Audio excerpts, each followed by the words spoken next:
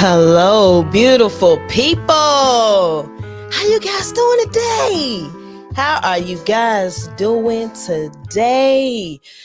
It's your girl, CharaeBChicago, and I'm coming in here with an interesting live today.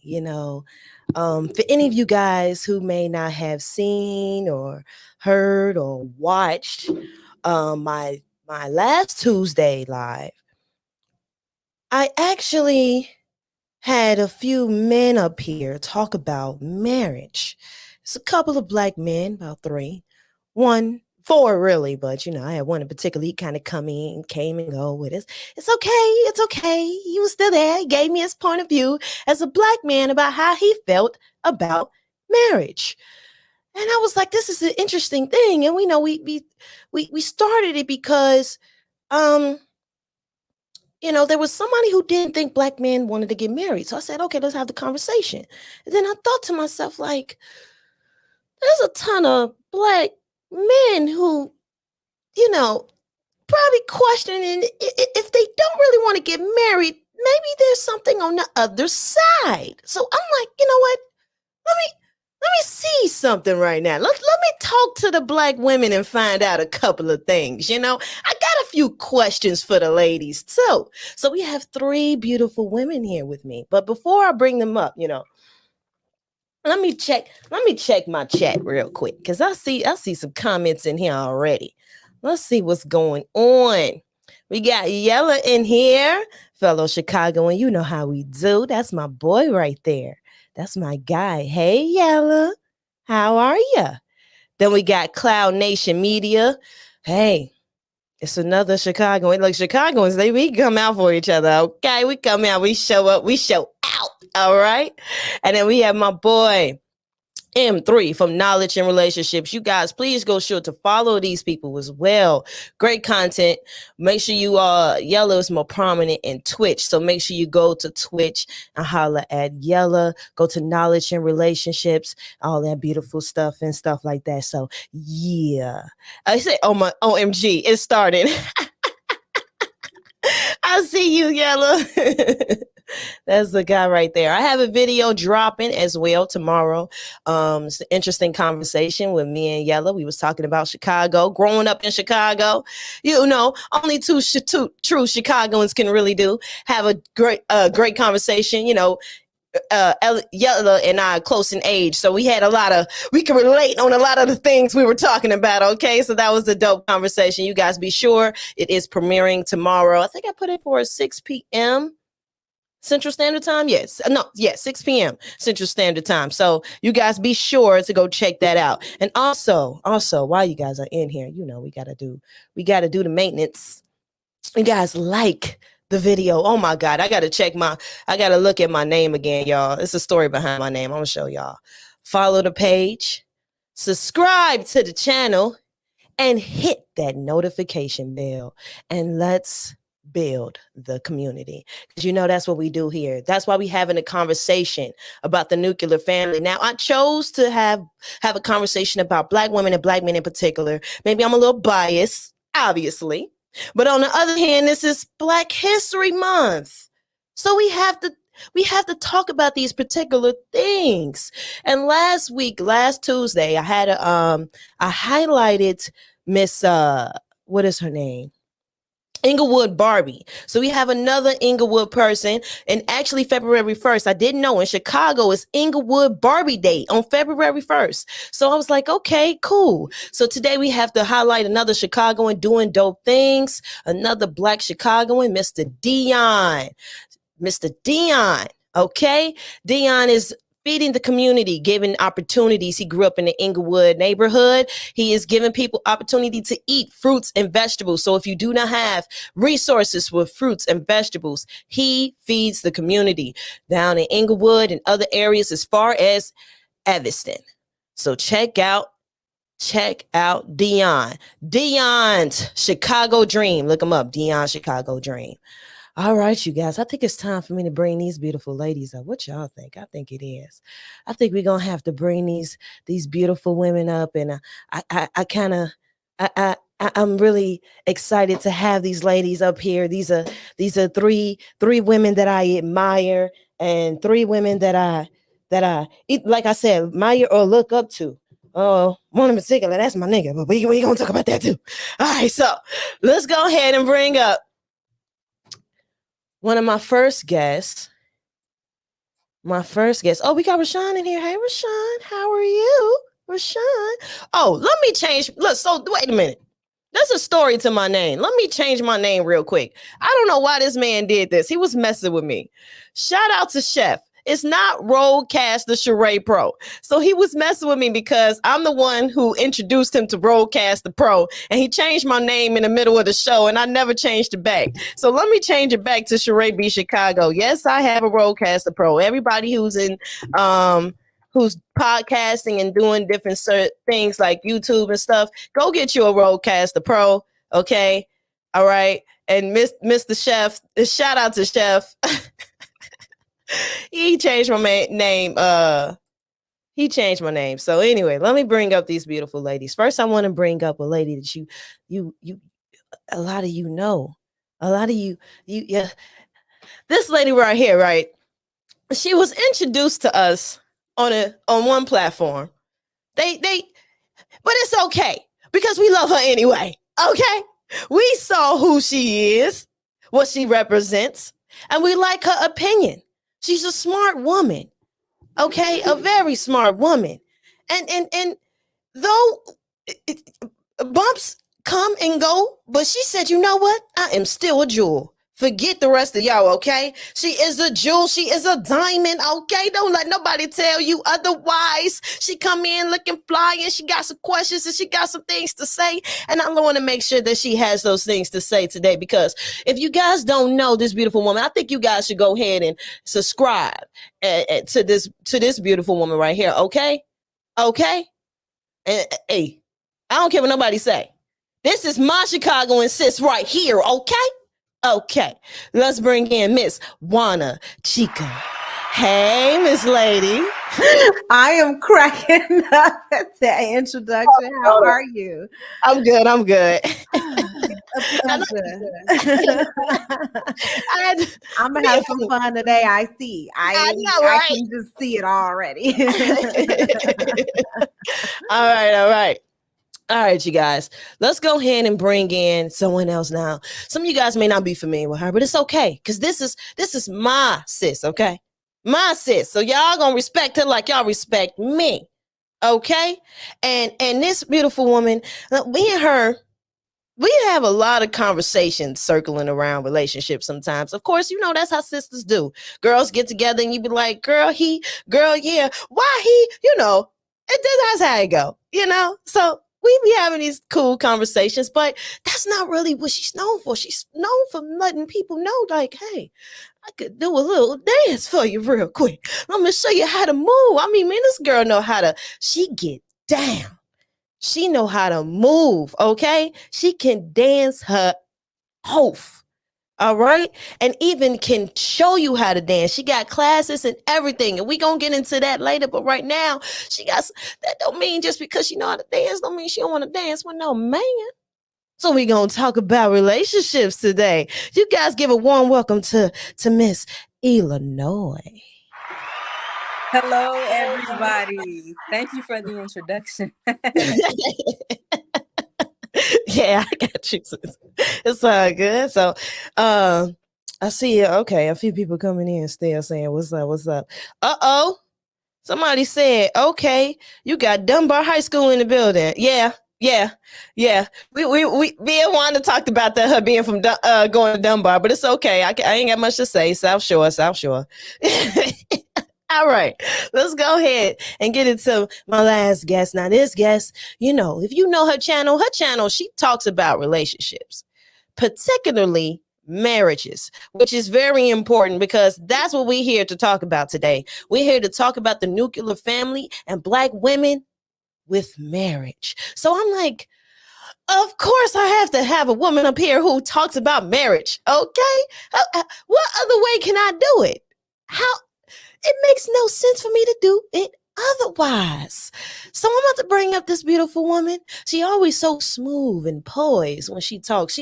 When she talks to you, you be sitting there looking like, okay, wait a minute. Let me make sure I get my stuff together because I gotta be right when it comes to having a conversation. Okay, she will make you check yourself like. Okay, I'm coming correct. All right, so let me bring this woman up here. She over there blushing and stuff. It's okay, sis. I got you. Let me bring up Miss Colette from Over the Top W.M.E. Hi guys. Hi, Sheree. Oh my gosh, that intro. Sheree. Listen, I see why you have a podcast and I definitely see why you do what you do, the profession that you do. You are amazingly talented. Oh Thank my you. God. Thank you. Now you're trying to make me blush. Thank you. I appreciate it. So we got Simon in here. He said, clap it to the panel. Thank you. Thank you. Hey. Didn't know Wanda was from Chicago. Dope. Yes, Wanda is from Chicago, Yella. Okay.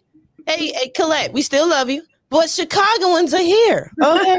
I know. It is what it is. It's okay. What can I say? I am, check the name. I am Sheree B. Chicago. So, it's only right. But that is you're still a Black woman nonetheless. Okay. Nonetheless, amazing, talented indeed. Yes, absolutely. So, hey, they saying hello to you guys. Salute, salute, salute. Hello, Hello, knowledge and guys. relationship. Hey, Arshawn. Blind got his wife. Simon. I'm sorry. right. Yeah, What you let say? me and see. Look, she got her own show. So you see how she do. I'm She sorry. over there in the comment section over here. Okay. So look, I see you doing your thing, but I'm gonna need you to do one thing for me. Just do one thing for me. One thing. Yes. Let me drive. Okay. I'm gonna drive. I promise I'm gonna drive. Okay, I Yes. promise. Yeah. But the one thing I also may want for you, if you could come up with some, of course, here's one thing that you drive better at than I do. Okay, you be coming up with some dope questions. So if you got some questions in the private chat you want me to ask these ladies, because you even gave me some questions on the last one with some fellas, and it was some good questions. You Okay. come up with some good questions. So if you want to go in the private chat and say, ask this, guess Right. what? I'm gonna ask Okay. this. I got Okay. you. I got Okay. you. I'm mad I missed that show. Like Oh, I was trying to get to watch it. I missed it though. it's I all I good. heard it was a rowdy one. I got to go back and watch it. It was interesting because I had some interesting men up here. I had Playboy up here. I had Chef up here, and Jedi came and went because he's studying. Okay. He wasn't sure if he was going to be able to come on the panel, but I told him I already got my 3 guys. But if you want to drop in, you could drop in. And Jedi came in, and then James came in. James Q, Miss Ela, James Q came in. I had James up here, so hey, it was an interesting panel. You know how James thinks, so that was an Yeah. interesting panel. Okay. I Yeah. should have had that for reference. But that's okay. Maybe you'll Uh, bring up some points that happened. yeah. Let's just say we're gonna talk. All right. So let's go with this first question that I have for you, wonderful women. I asked the men this, and I actually the questions are similar, Joe. I think that there's a difference when it comes to perspective when it comes to women because biology by we are different, but I think we also think differently in different ways, and I think that's because we require different things. Now some things are the same. Everybody wants to have the best life they can have and all of these things, but I'm curious to see. Now I'm gonna set this question up for a reason. I have 2 women on here who are married. Okay, now I want you guys to think about this question in a way of understanding outside of yourself as well. Okay, because of course to some degree you're gonna have some kind of answer, but think a little bit outside of yourself. Okay, do black women want to get married? Why or why not? Let's start with Miss Juana Chica. Um, I will say that yes, that Black women definitely want to be married. Um, do they want to be married to Black men? That's another question. Because what I'm finding is that Black women are really not willing to accept some of the issues that they perceive will be happening if they do decide to marry Black men. And that could be a number of things: income differences, all kinds of different things that I hear from Black women. And as far as like not wanting to be in a position where they're going to have to take more of a dominant role in paying bills and things like that. So yes, they do want to be married, but it's really just a matter of if they want to pick they want to have a partner where they feel like there's a level of, like, I guess he's able to provide more, right? Or he's able to do more than she's able to do. So there's that. It's a lot of different it's a lot of other reasons, but that's the Mm, main one that I've heard reported. But I believe they do want to get married. They want to have families, but they're not willing to just do it with anyone. mm. Okay, Miss Ela, do black women want to get married? Why or why not? I believe Black women do want to get married. We want structure. We want a happy home. We used to watch tons of TV shows as children with Black families like the Cosby Show, and we want that. We want that family orientation. We want to be together. But like Miss Juana said, how do I put this? I've noticed on social media, especially on Facebook, they have a bad connotation with the word submissive, being submissive to a man. So I think we kind of get stuck right there And that's something I would like one of the other women to discuss. But I do believe that we want to get married. Okay. Okay. All right. So let's go ahead and get to Miss Colette. Do black women want to get married? Why or Mm. why not? Okay, so my answer is going to be a little bit different only because I need to be transparent in the fact that first of all, I'm Jamaican and growing up I had a few black American friends. I had one particular that we were friends all through high school and even through adulthood. But growing up I had a lot of like African friends. So with that said, that particular culture, and I'm Jamaican, so I had, Jamaican, that culture as well influence.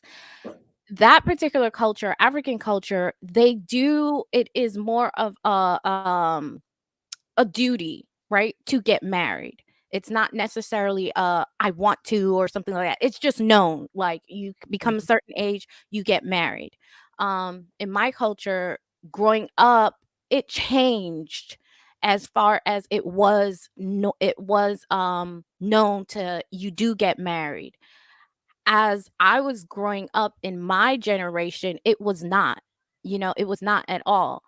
So, coming with those two perspective, I believe I can't say black American women and be honest in this conversation, right? I can't speak to that really. So, I would say with the the information that I have, okay. Haven, can you fix this please?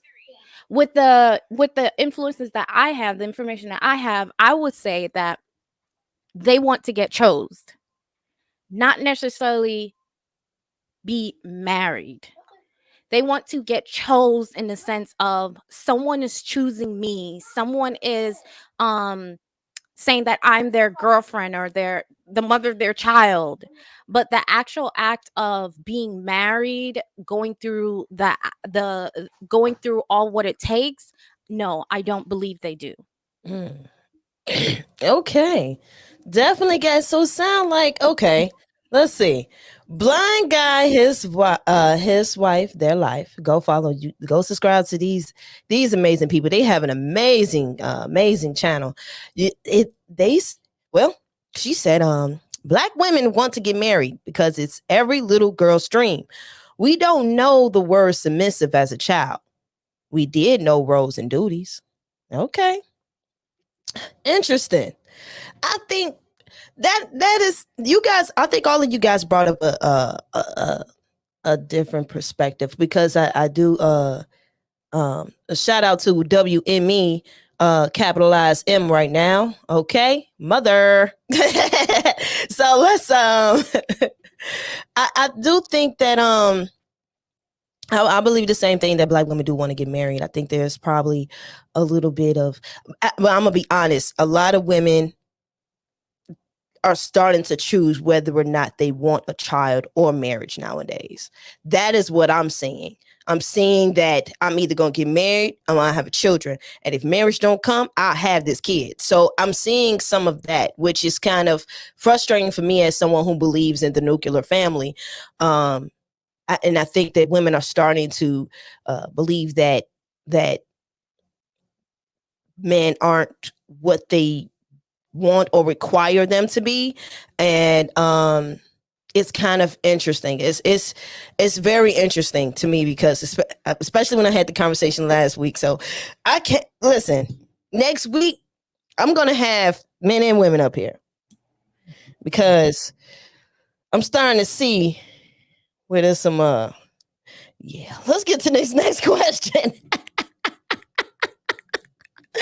Ooh, there's some Wait a disconnect here. second, Sheree. Let's not speed Yeah. past that.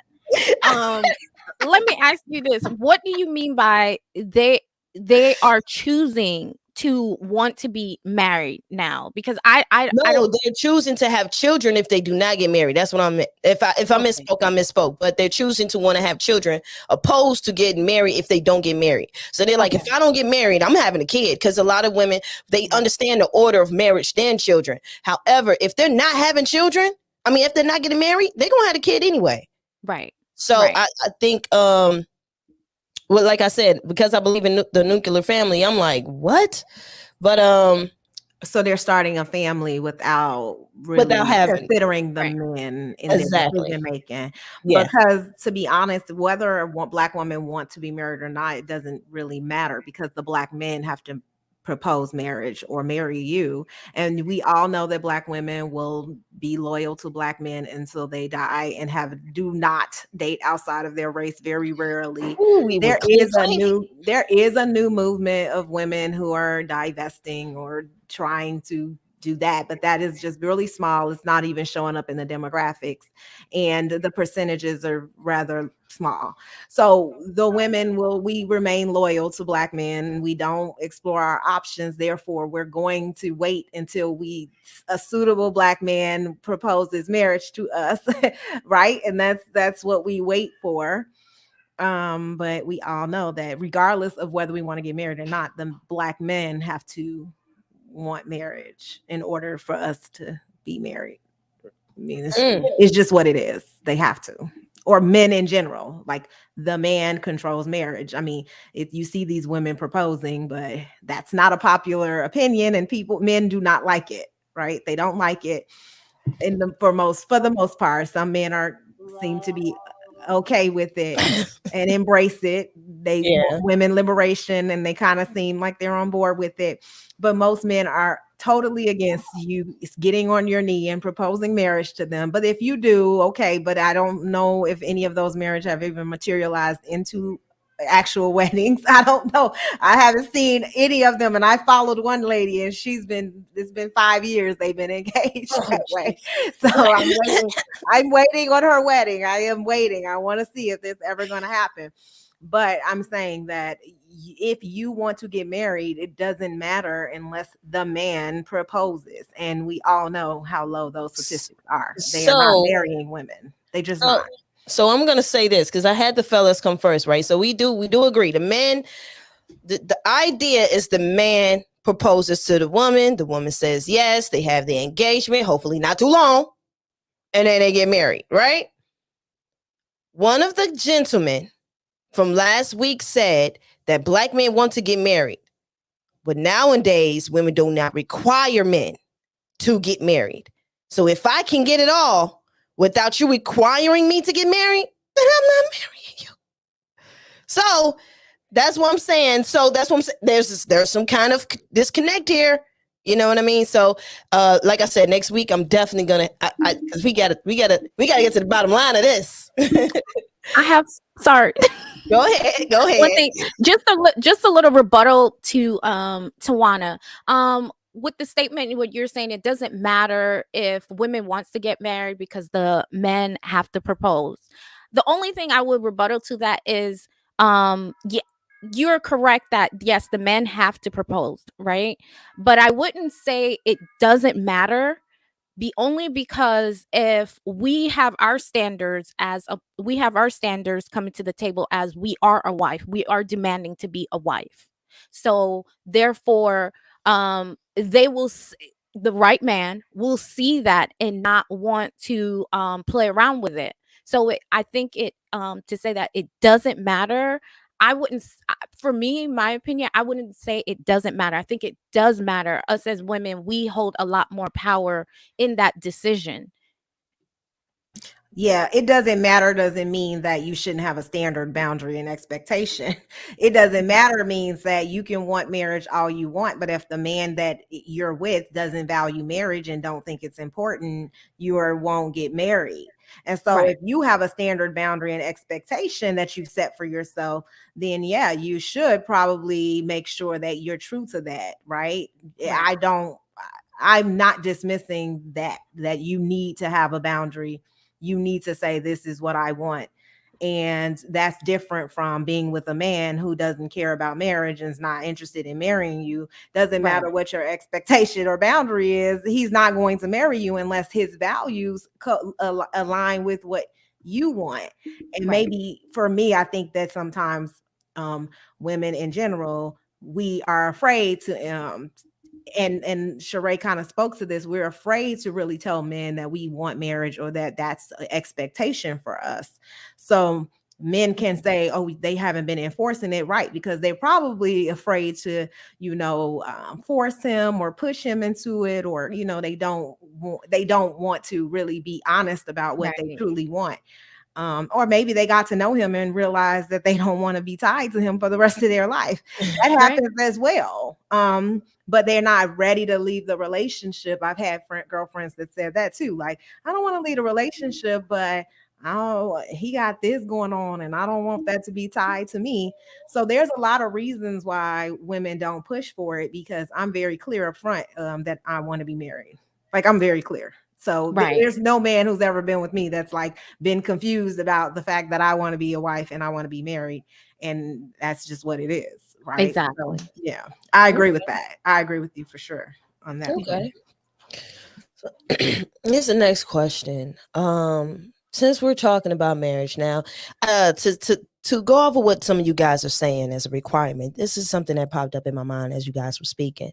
How we make it a requirement, and some men do not want to get married, and you got the ones that do, and then you don't want to push them away, because that's definitely something as women we do think about. We think about, hey, am I being too pushy, or am I being naggy, or whatever the case is. We do think of those things.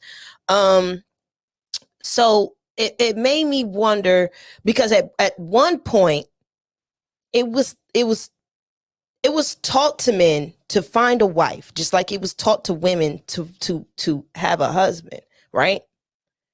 Nowadays it's a lot of freedom and free spirit, and everybody can go one route and do what you want, and go against the status quo and the statute norm and all this other stuff, which is, I do believe that people should have the ability of free will.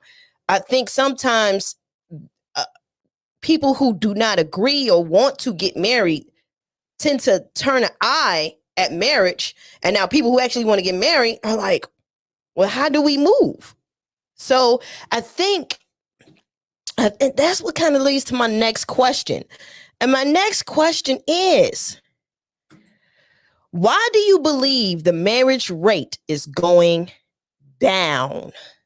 I'm going to go with Miss Ela first. Miss Ela, why do you believe the marriage rate is going down? I would say because women want to be so equal to men nowadays, which I don't agree with. I feel like if we treated our relationship like we treated businesses, we would do fine. Everybody needs a role, whether it's gender or just in business. Like, you need a cashier, you need a manager, you need that, what's the word I'm looking for? Um Structure. You need structure. Everybody needs a duty in order for everything to go well. So I believe that's why it's going down. We want to become so equal. I've heard women say things like, I would rather work, and the man becomes a stay-at-home dad. It's like, are you really okay with that if you think about it? So that's why I believe it's going down. Okay. Let's go ahead and get to Miss W.M.E. Why do you believe the marriage rate is going down? I think, to be honest, we have to understand that even in even okay, for example, in growing up in I I wasn't born here. I was born in Jamaica, so I came here without my mom, right? And my father's still in Jamaica. So when I came here, it was a struggle for my mother, right? So with that said, it was taught to us in many generations moving forward, get your education. Get your education. You can't depend on anyone else but yourself. So we have to acknowledge that it was kind of embedded in us first and foremost is to get your education, take care of yourself. There was not any example of, okay, here's your dad, here's a good man, here's a husband that I would like you to find that could be good to you as well. So I believe I agree with the young lady that said Ela. that what is it? Ela. Ela, I agree with Ela when she also said that women are still wanting to be equal with the man. I agree with that. In addition to, we cannot take away the fact that we a lot of our generation was not raised with the man in the household, the husband in the household. So it was taught to us, make sure that you get an education. And in my culture, not only to get an education for ourselves, but get an education so we could come back and take care of our mother and help out with the rest of our siblings. So it was more it's a lot of pressure, right? So you thinking of, okay, getting a husband, not to mention getting a man, while you're supposed to be out there getting your education so you can come back and take care of me. It was just not it was just not in the thought process at all. So that's my answer. I think it's a lot to it. I think we have to definitely give the fact that it was embedded in us. So we didn't come out of nowhere and be like, "Oh, okay, yeah, we don't need a man. We don't need a man." It is the reason why that came about. So that's my Okay. answer. Okay. Okay. All right, Miss Juana Chica. Why do you believe the marriage rate is going down? I mean, there's just a lot of different reasons. Here's the thing. If you study marriage trends, right, in all other groups, there it's declining in all groups, not just African American. And it's also affecting global trends as well. So even though Asian culture have higher rates of marriage and higher success rates, their women are still deciding not to be married, like they don't want to get married, right? So you see this huge increase in women who are deciding to postpone marriage to later on in life, and or if they even marry at all. But if you also look at the trends, you see that people are getting married later in life. They're getting married, it's just later in life. They're not getting married as early as they used to get married. And that can be attributed to a lot of things because one, people realize that you must be financially secure to have a sustainable marriage, right? In my opinion, you can't just jump into marriage and not have the tools. A lot of people are like really understanding that marriage takes a little bit more work than just like two people making a decision to rush into it.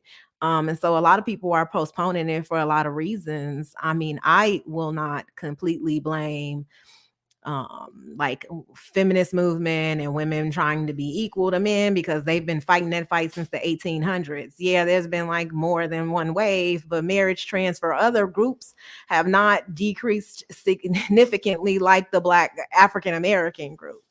Mhm. And the reason for marriages ending is poverty and financial reasons. And so I'm going to attribute a lot of the marriage delay and or decline to the fact that people are not understand that there's more of financial safety reason to get married. Some people are not in positions to do that. They wait until later on in life. So you don't see the trends that we've seen in the past 20 years because people are now realizing that this isn't smart, right? My grandmother got married at 18 and like this is what happened, right? We learn from our previous generations. It's just what happens in life. And so no, I'm not going to blame one specific event, even though of course the feminist movement contributed to it, right? But so did a lot of other terrible things. I mean, you know, there's a manosphere movement. So the feminist movement, there's a manosphere movement that people are starting to hear how men think, and then they're afraid to even want to marry these men. So there's just a lot of different reasons that the trends have happened. Obviously, I agree with a lot of it, but I don't think that women wanting to work is a problem because I feel like most American households need the woman to work. they cannot afford to even take care of the family with one income.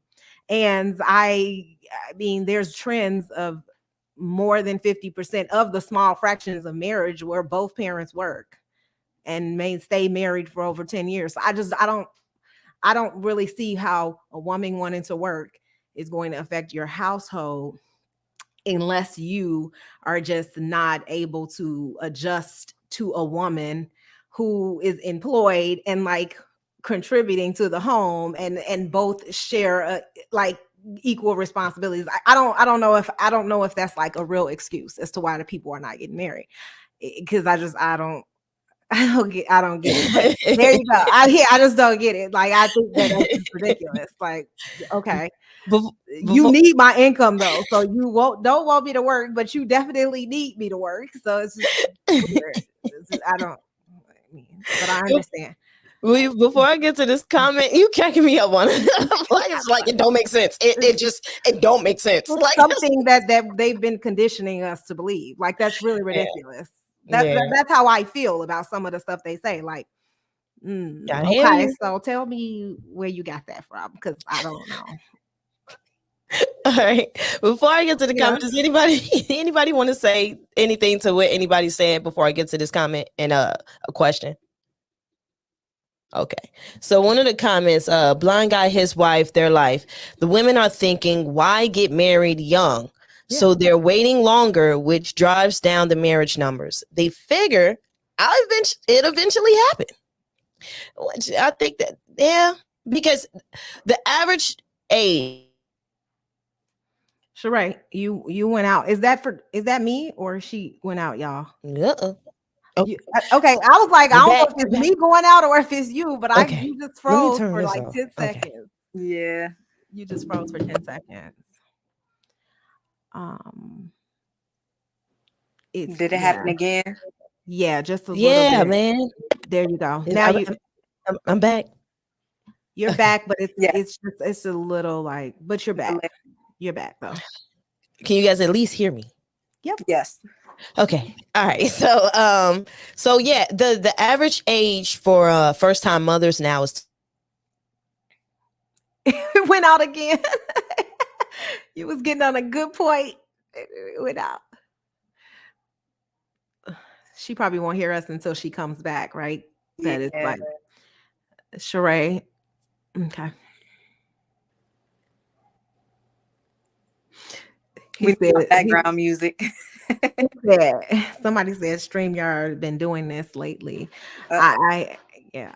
I don't know, because like when I'm on my show, I can't tell if I'm going in and out. So I'm just talking. I might be going in and out and not know. Oh, she got out. Oh She was no. like, Okay, guys. So, did you get to answer the question? I know Tawana answered. Did you get to answer? yes, we all answered. We all answered.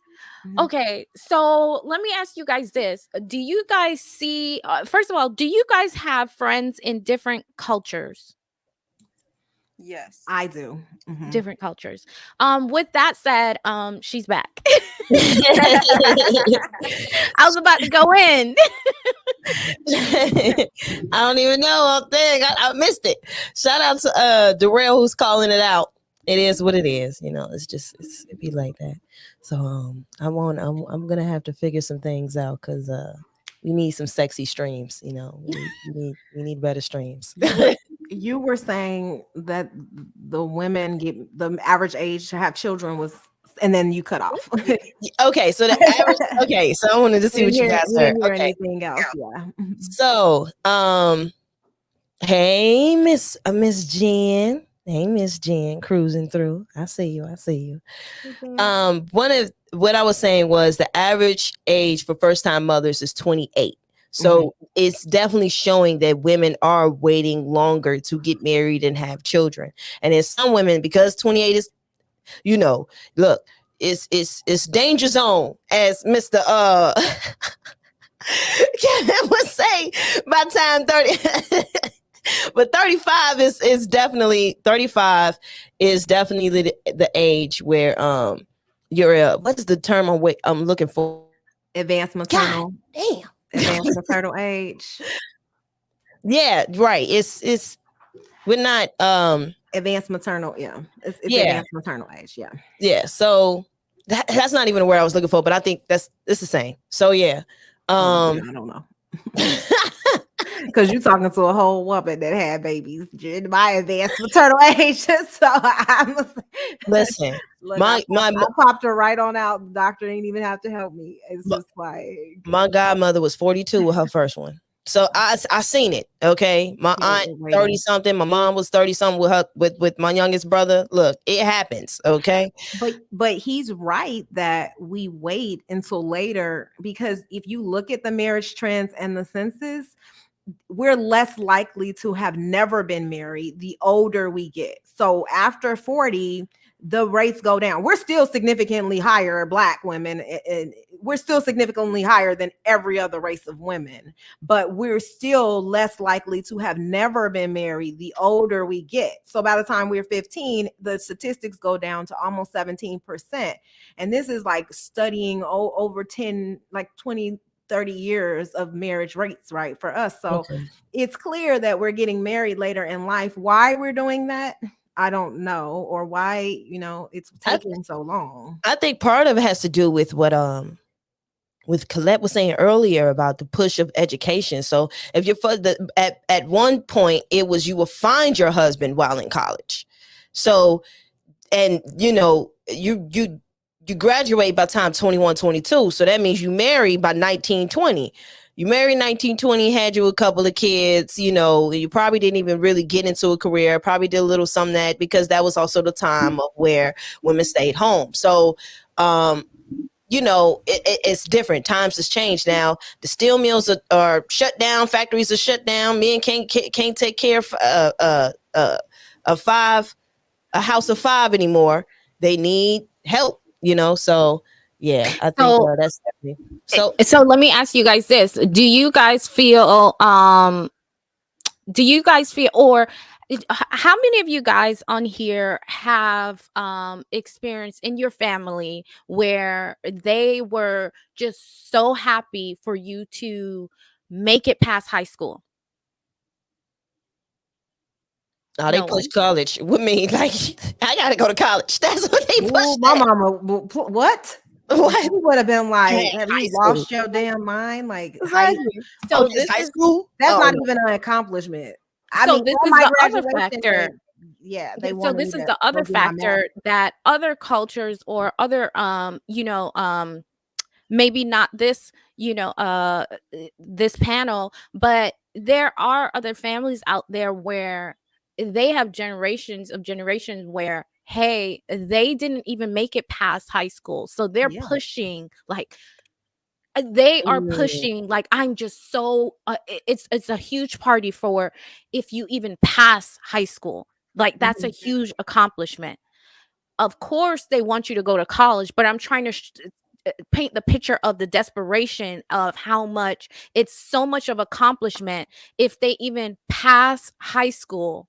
mm, So them even to even think about the, especially the woman, right, to bring home a man, to say that, hey, this is my husband, they look at that like, what? Like you're supposed to at least pass high school, you know? Of mm, course we want you to go to college. I'm not saying that, but I'm just trying to paint to you how having a man, that is more like a curse. Like at this mm. point, you have cursed the family, What? because in the sense of you got to remember there are families that they do not have that two parent household, so it's a single mother, right? Mm, So that single mother, at the very least, she's asking, can you not leave high school with a child? Can you not mm. get pregnant at the very least, right? But even if she's married, so I think it's different if you're married and you have children. I will look at it differently, though. I understand sometimes having a young mother, people have Uh-oh. Uh-oh. Dang, Sheree. stream You froze. StreamYard disrespecting me today. Yeah. Yeah, I was like, dang, Sheree. We didn't hear Say it nothing again. you said. I know it was good, but I didn't hear it. Right. Oh shoot, she's frozen again. I mean, I was raised with a single mother, Uh-huh. so for sure, she raised 3 of us, Right. and we all went to college, Right. Right. period. Right.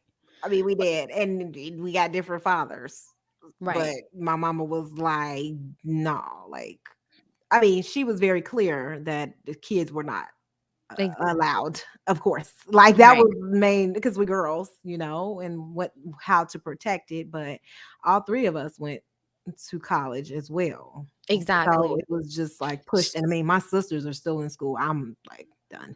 Right. But And I that also So I got that's want to married get to at this 23. question real quick, guys. Yeah, go ahead.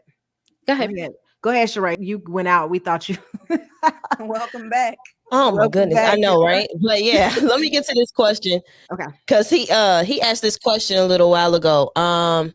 He said you only have a relationship with someone if you also want to get married. What about booty calls? So I'm sitting here looking at it like this. So I don't want y'all to answer like that. What about booty That's an call? ignorant question to me.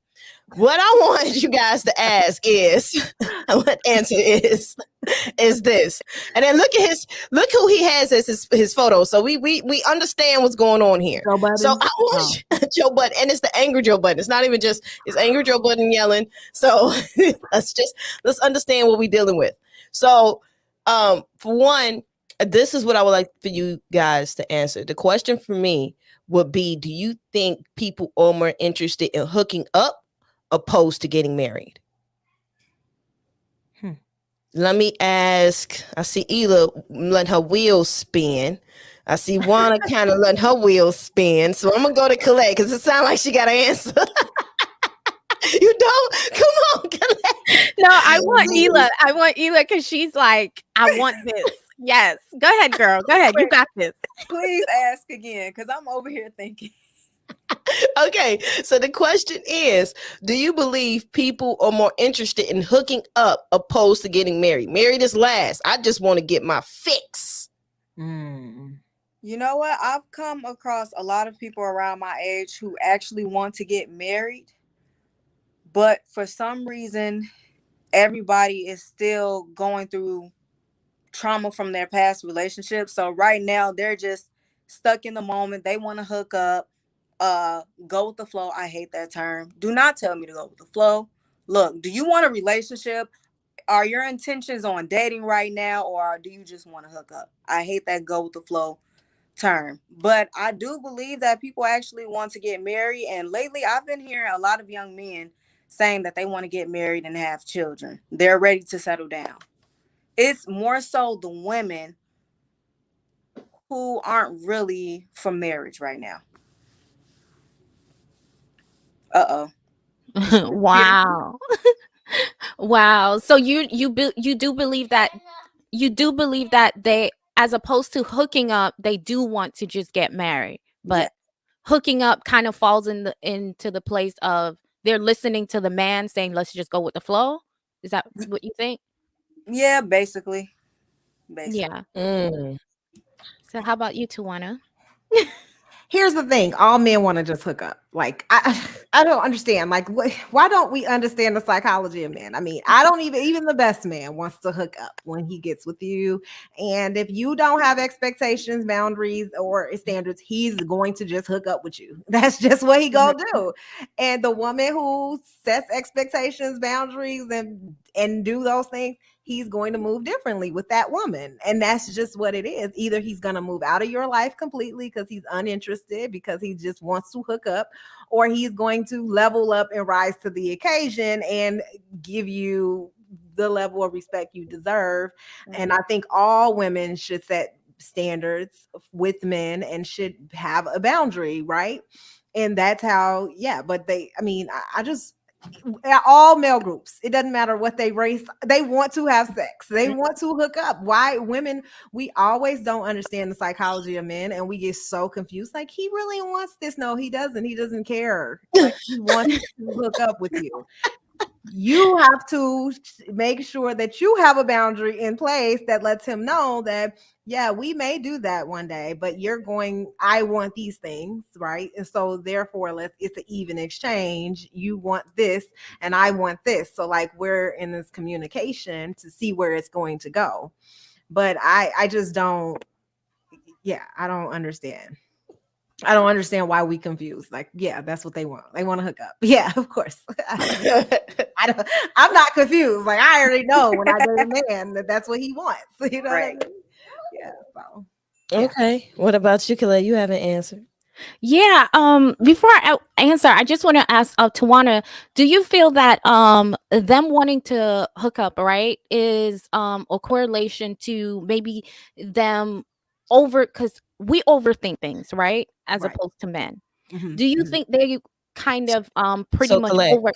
collect, collect. Oh, I see what you're doing already. You collect, Look, collect. she says, Listen, Sheree, collect, collect, collect. oh, I yes, hear you. I hear you. I yes. hear you.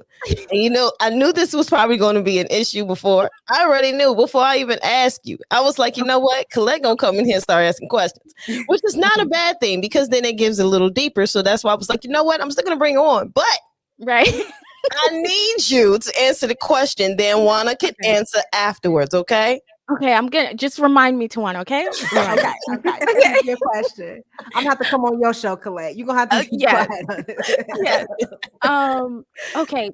Yes. Yes. They just want to. Oh, no, they don't want to hook up. And that's what I was trying to get with Tawana. I feel that they kind of fantasize it as if, okay, if I give up this, or if I go with the flow in the way of the way he's wanting it, it could turn into a relationship. But ideally in their mind they're not thinking like, okay, this is a hookup. I think that it goes back to women just want to be chose. We want to be chose. We want to be, and I hate to say, don't take my word out of context, but quote unquote saved, right? Through whatever we might be going through. So no, in a sense, no, I don't feel that they are choosing they're choosing to want to hook up. I think that they're choosing to want to be with that man, but going about it the wrong way and hooking up and not realizing exactly what Tawana is saying. Men, they're just looking at it like, no, this is just a hookup. So that's my Okay. answer. Okay. Now I want to say this real quick since he's still in the chat. I want to bring this up. This is the booty call question guy, but he Mm. has something he wanted to say to one of you ladies. Ela is fine.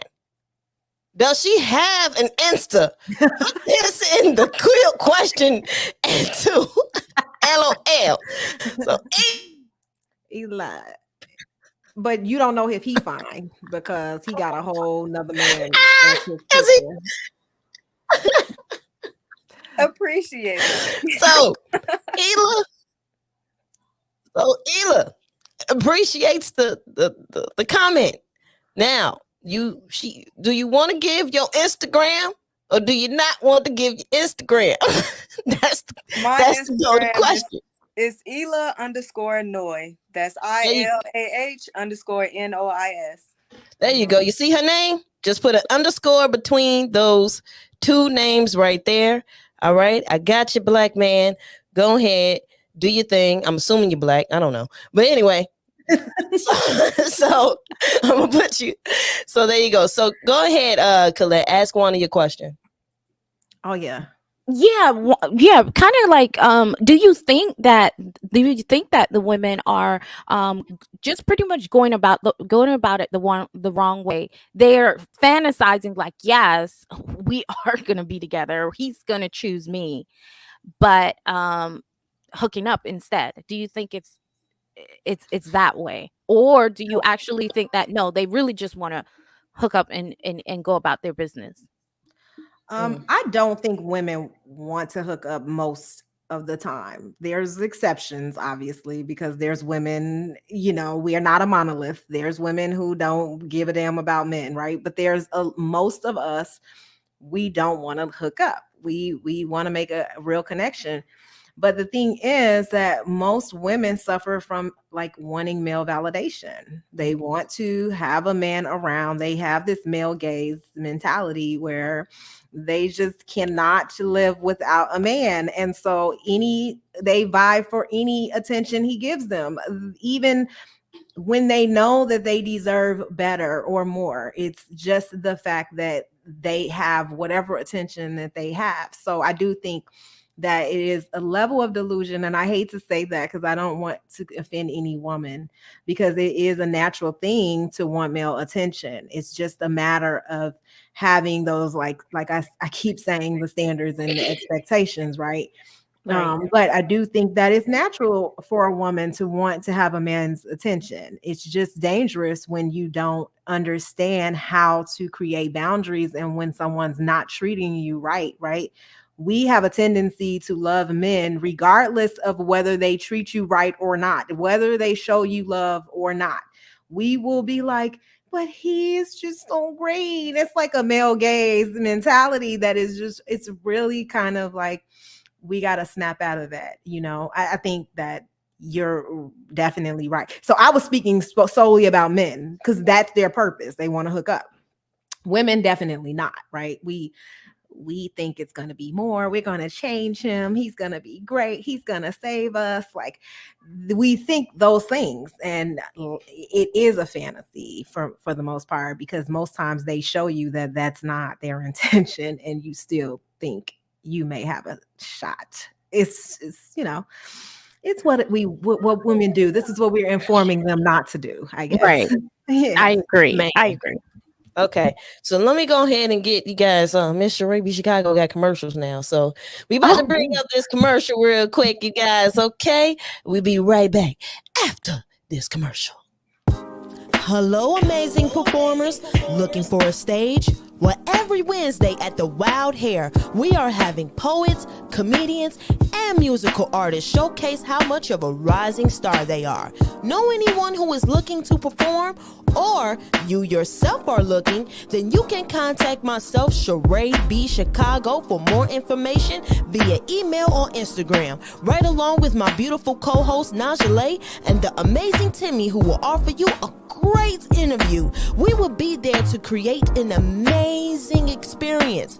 First show is February 9th. Doors open at 6 p.m. Showtime is at 8. Come through and check us out. Show is brought to you by Buy Back the Block.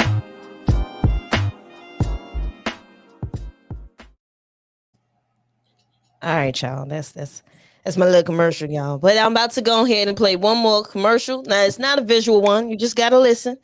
Just listen. Listen, Linda, listen. Just listen. So I just need the ladies to be quiet just for a second. Hello, beautiful people.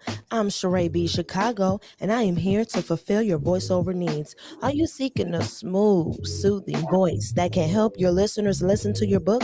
What about a promotional audio or video that needs a nice touch that only my voice can complete? Or maybe, just maybe, my voice is the voice you need to bring your characters to life. Well, I'm only one email away from making those dreams come true.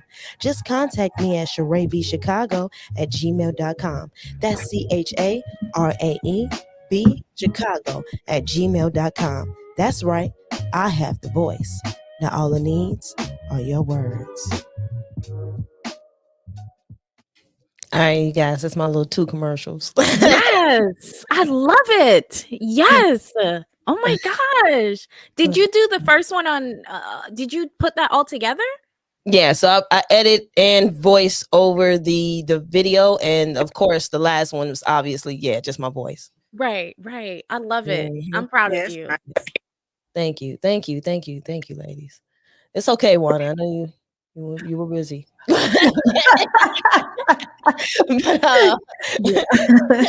we gonna play it again later. I got you. So I heard it. okay. Let's go ahead and get to this next question. What? I don't know what you talking about. What are you talking about, Victor? This girl 7. Here you go. What Oh, you know, Girl 7 was like the sex operator. in the Spike Lee movie, and her voice was like real seductive, sexy, you know what I mean? So then she was able to like kind of have that whole sex operator, phone sex operator type. Yeah. She was the most popular one. Just FYI. Well, we didn't get a whole month for no reason. Damn, something special about us. No, I'm just kidding. So check this out. Next question. Next question. Let's get to the next one. Okay, so like I said, this conversation started because a woman said that Black men do not want to get married and they don't care about the community. So I was like, yeah, I don't know. So I'm gonna ask a similar question to you guys. So to you ladies, I'm so sorry. I am so sorry. To you women, do Black women care about the community or having nuclear families? Why or why not? Now, I think that they kind of, if you're thinking about marriage as well, I think having a nuclear family and wanting to get married, they kind of, they play with each other, but they can be separate because we know a lot of stepdaddies and stepmamas around here. So just keep that in mind. So do Black women care about the community or having nuclear families? Why or why not? Let's go ahead and go to W.M.E, Miss Colette. Yeah, I believe that caring about the community can look and show itself in different forms. Would it be nice for us to procreate with each other, and that will be a bigger and stronger foundation of a community? That will be great, right? But to say that everyone needs to get married and everyone needs to have kids to make sure that shows you care about the community, no. I do believe you caring about the community can be demonstrated in different ways. And the second part to your question, what was the second question to that? Why or why not? Or having nuclear families. So you kind of answered that, but why or why not? Okay. Yeah. Okay. Let's go with Wanachika. Do Black women care about the communities? Yes, absolutely. Like I don't even have to even hesitate to say that yes, Black women care about the communities. First of all, we stay loyal to Black men. Period. Like we don't date. We rarely explore outside of our race. We are holding families down, having their children, even without the commitment, which is totally backwards, and really we should work on that. But I'm just saying that a Black woman that definitely demonstrates how much she is loyal to and care about Black men and care about the community. So if you care about Black men, your children, they are the ones in the workforce taking care of their children. They are the ones that are in schools, active. You can look at every PTA. It is dominated by women, Black women specifically. I'm just saying that I see definitely clear instances and demonstrations of them caring about the community. Do they care about nuclear families? I do think that there's a point in history where legalized marriage was not important to Black community for some reason. Why it happened, why we felt like, okay, being legal and documented was not important, but it wasn't, right? Did that stop us from partnering? Did that stop us from having children? No, you can see the trends. We're still doing that, but we just don't have the commitment legalized.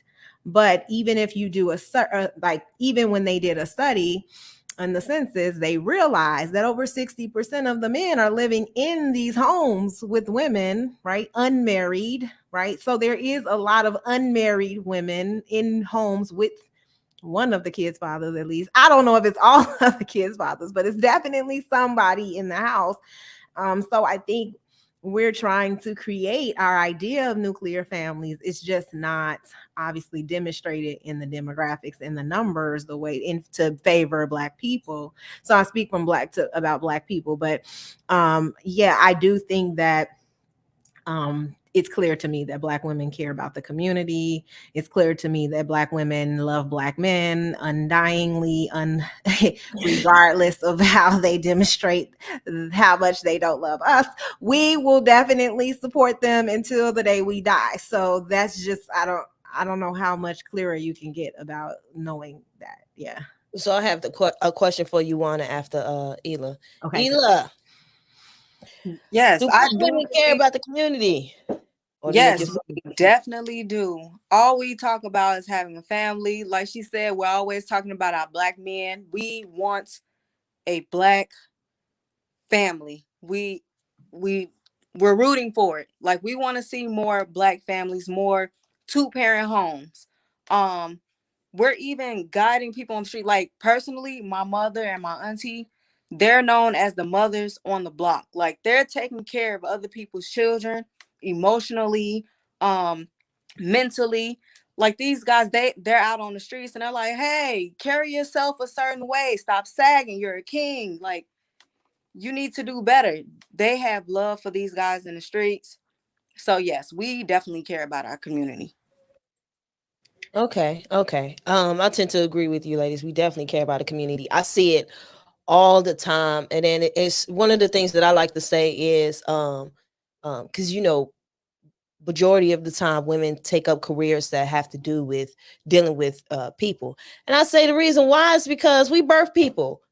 So yeah, well, the first thing we care about is people because they coming out of our bodies. We have no choice but to care about people. It's natural. So my question for you though, Juana, because I noticed something you slipped in there real quick in your statement. You saw it, huh? You caught it, huh? Caught it. What? Go ahead. um, so I got a question. You think black men don't care about us?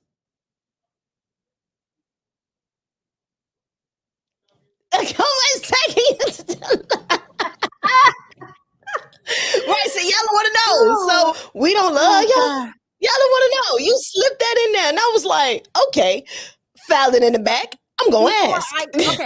I want to answer this because there are individual examples of black men showing love for black women. And so I don't want to discredit women like me who are married to black men who have clear demonstrations of black love in their lives. But everybody know where I'm going with this. Okay, as a collective, do black men do they show love for black women? No, they do not. And the reason that I say that is, why are we the highest single mothers? Okay. Why is our communities poverty stricken, violence stricken? Why do we die at the hands of black men every 5 hours? Why is there high domestic violence, racist molestation cases? All these things that's happening within our community. We see demonstrations of black men going on numerous channels comparing us to women of other colors and other races, praising those women and telling us that we are invaluable and not good enough for them. I'm sorry. I'm just saying that's happened.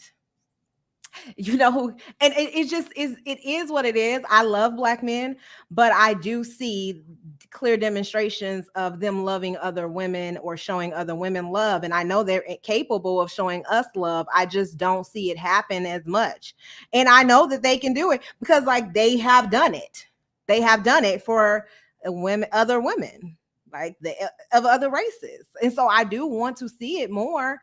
And I know that individual men show and try to be, appease the collective and try to dispute the collective, but it's never met with any respect. It's always like, unless you're degrading or exploiting us, they don't really care to hear it.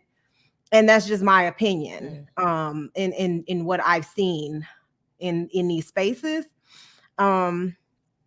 Yeah, I mean, I can think about just my dad and my own family and be like, yeah, they show my dad and my mom, my dad and my husband show me love, but that's just really selfish not to think about the collective of black women and how they may feel just hearing this information and being compared in these ways. Like I'm just saying, I can't. Okay.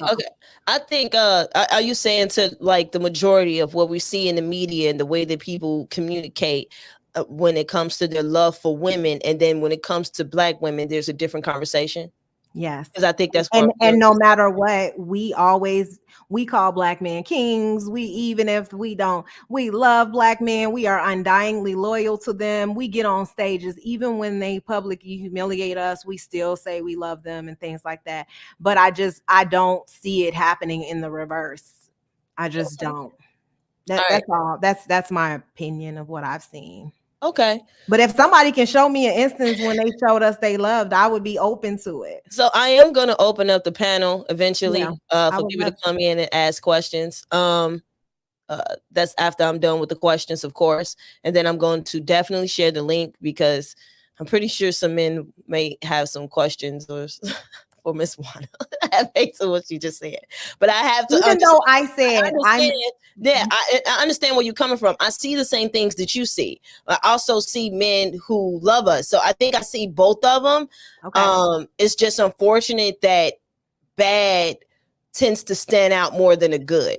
So that's what I will say. So it's I think Point this out the good to me. I would love to see it because I have okay. yet to see one example, and All right. It's a I'm lot. waiting. It's I'm it's waiting. it's But actually a lot, Juana. So I'm we can But get into can that. I say this? Because everybody Yeah. always want to bring up my husband, and I clearly said that I know that I am married. My husband showed me love. My daddy, I have a granddaddy. I have had very clear examples of black men in my life that have shown me love. I am not anecdotal. I am speaking from a perspective of a generalized view of what I see on the media, what I see represented, not just my personal experience. If you just want me to talk about my personal experience, I can get up here and brag about how great my husband is, if that's what y'all want. But I don't think that's what people want to hear. They want to know that I understand that there's a larger issue out here and not just specific to my personal, because even 26% of us are even married. So am I supposed to just speak to my little 26%, a fraction of the fraction, or should I speak to the larger population? Stop asking me about my husband. It has nothing to do with my statement. I have to, I understand exactly where you're coming from again, Juana. So um yeah, I understand exactly where you're coming from, Juana. Like I said, because it'd be funny when I see women talk about black men don't care. I'll be sitting there like, I got so many friends and brothers and cousins. Like, I don't know what y'all talking about. So, but in the public, I see both. You tend to see the negative side. I see both. So I'm just like, okay, the media is showing both. It's just this is just a little louder. And I think that's what you're speaking to. Yes. All right, so let's get to this next question. Do you believe what the hell? Oh, who do you believe job it is to start the rebuild of the nuclear family? Women or men? Who do you believe job it is to start the rebuild of the nuclear family? Women or men? All right, let's go ahead and start with the okay, she turned her camera off. Let's go to Juana. This is easy. It's the men. It is the men. I don't know how many times I have to say it. Men have to take leadership over their communities. They have to step up, take on a role of taking care of their families, taking control of their communities, marrying women, raising their children, vetting these men that their women are marrying. They have to be in control of everything. They see what happens with a failed patriarchal society where we are having to take on roles that we should not be taking on. We can't control violence in our communities. We're women. We can't do that. We can't control a lot of these things, and it's never going to happen unless we have men who completely step up and take leadership. So yes, that's exactly what's wrong with our community, is that Okay. we need men to step up. That's it. Okay. Real quick, Yella. Why I definitely did Chicago needs in this. That question was so Chicago needs. Why did you say that? What was it? Maybe I didn't recognize it because I'm too Okay. Chicago niece. Exactly. You didn't recognize it. So look, do you believe the job? Do you believe job it is? Who do you Who do you believe believe job job is? it is? See, I didn't even notice that it was wrong because I was like, yeah, who I know exactly what she's saying. To who do I believe job it is? It's men. I know exactly what you're trying to say. Cause you talk womanese, you talk Chicagonese too, girl. That's why. That's how we was taught in school, ain't it? That's what they said. Who job is it? Oh my God, so Chicago, boy. We are so Chicago. Let me go ahead and get to another Chicagoan, and you maybe Colette needs to digest the question since I wrote in the Chicagonese. Let's go ahead. Ela, who do you believe job it is? Oh my God, I see it now. Oh my I God. mean, she took the answer. I believe it's the man's job. They are Okay. the role models. I mean, she took it away. I say the men. Mm, okay. Okay. What about you, Miss Colette? Whose job is it? Just please stop repeating it because I can't stop laughing. Just please put the question down, please. Okay, let me gather myself. Um, You got me first of dying. all, first of all, I believe it's both. I believe it's both. It's not one gender. It's not the men and it's not just the woman. I believe it's both. I will put more weight on the women because we're having the kids anyways. We're having the kids anyways. We're not requiring them to marry us, right? So we're adding to the detriment of the community without making sure we have that strong family structure. So if we are willingly to go into these situations and knowing that it does cause a toxic environment for our nuclear family, then we hold more power to the fact that, okay, let me require more before I give my womb away. um in most cases, we we're not going to have kids without it being in somewhat in a somewhat planned. And I say that in somewhat in the sense of in the context of there are so many contraceptives out there for us women. So to just accidentally have a child, and I'm saying that with the context of you are a grown ass adult, all right, woman, and there's so many contraceptives out there, there's no accidentally having a child for those situations that I'm saying. I'm not painting a blanket picture because we all know certain things happen, and we all know certain things happen in that resulting in a woman being pregnant. We're not talking about that. I'm not going to go down that road. But if we are looking at our community as women, when we're saying we want a stronger nuclear family, we want a stronger nuclear family, then we hold most of that power to make sure we are vetting who we are giving our womb away to. We are making sure that we're holding them to a higher standard before we give our womb away. Both of Mm, us need to make sure that we are building the nuclear family back together. But I put most of the onus on the women. That's my okay. answer. Okay. Did anybody want to say anything to that, or should I get to the next question? I mean, here's the thing though. Part of the reason why we're in the position that we're in is because women in our community, especially Black community, think that they can do something to make men better. Well, if we stop giving them this, they'll be the best. No, that's like we continue to make men feel like we are. It's for me, I feel like we're definitely being masculine by making them think that we're in control of anything. Like they should be the ones to step in and say, no, I want to raise my children. I want to be a family. Most of these kids are planned. Men are intentionally getting these women pregnant. This is not like, oh, we just having mistakes all over the place.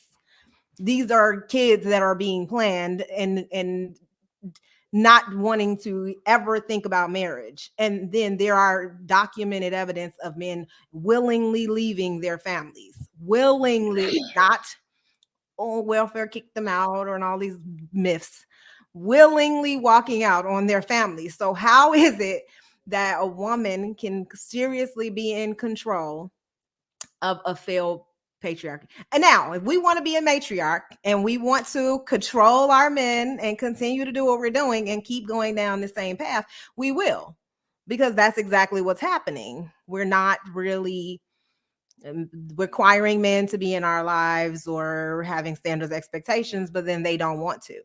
And we make excuses as to why they don't have to.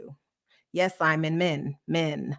We make excuses. Black women, we make excuses why Black men don't have to be around. We say, well, we have contraceptive and we can control ourselves. This is excuses as to why Black men don't have to step up when they make children. They can walk out because what they say, women tell their kids. When I met my first husband, okay, because I married at 23, right? I did it the right way. His mother told me, well, that's your baby. He can leave at any time. So she's telling her son that. Okay. This is what she told me. I was married to your son. I said, but I'm married to your son. Like, if your mentality as a Black woman is to tell your Black son that that is not your responsibility, it's her, because it's her womb, it's her kid. And that's one example, but that's what women in our community teach to our kids or our sons, right? Like, we take the responsibility away from men, and we make women feel like we're wrong for doing what women do: have children, partner with men. Like, we are penalized for things that are natural to women. I don't understand. And this is what men say. They want us to have children at certain ages, 20. They want us to have children younger. They want us to get married younger. That's when we're the most beautiful. That's when we're all these things. I just don't understand. Like, do we want men to take leadership or not? Do we want to be in control? I don't know how they're gonna step up if we make every reason why they don't have to.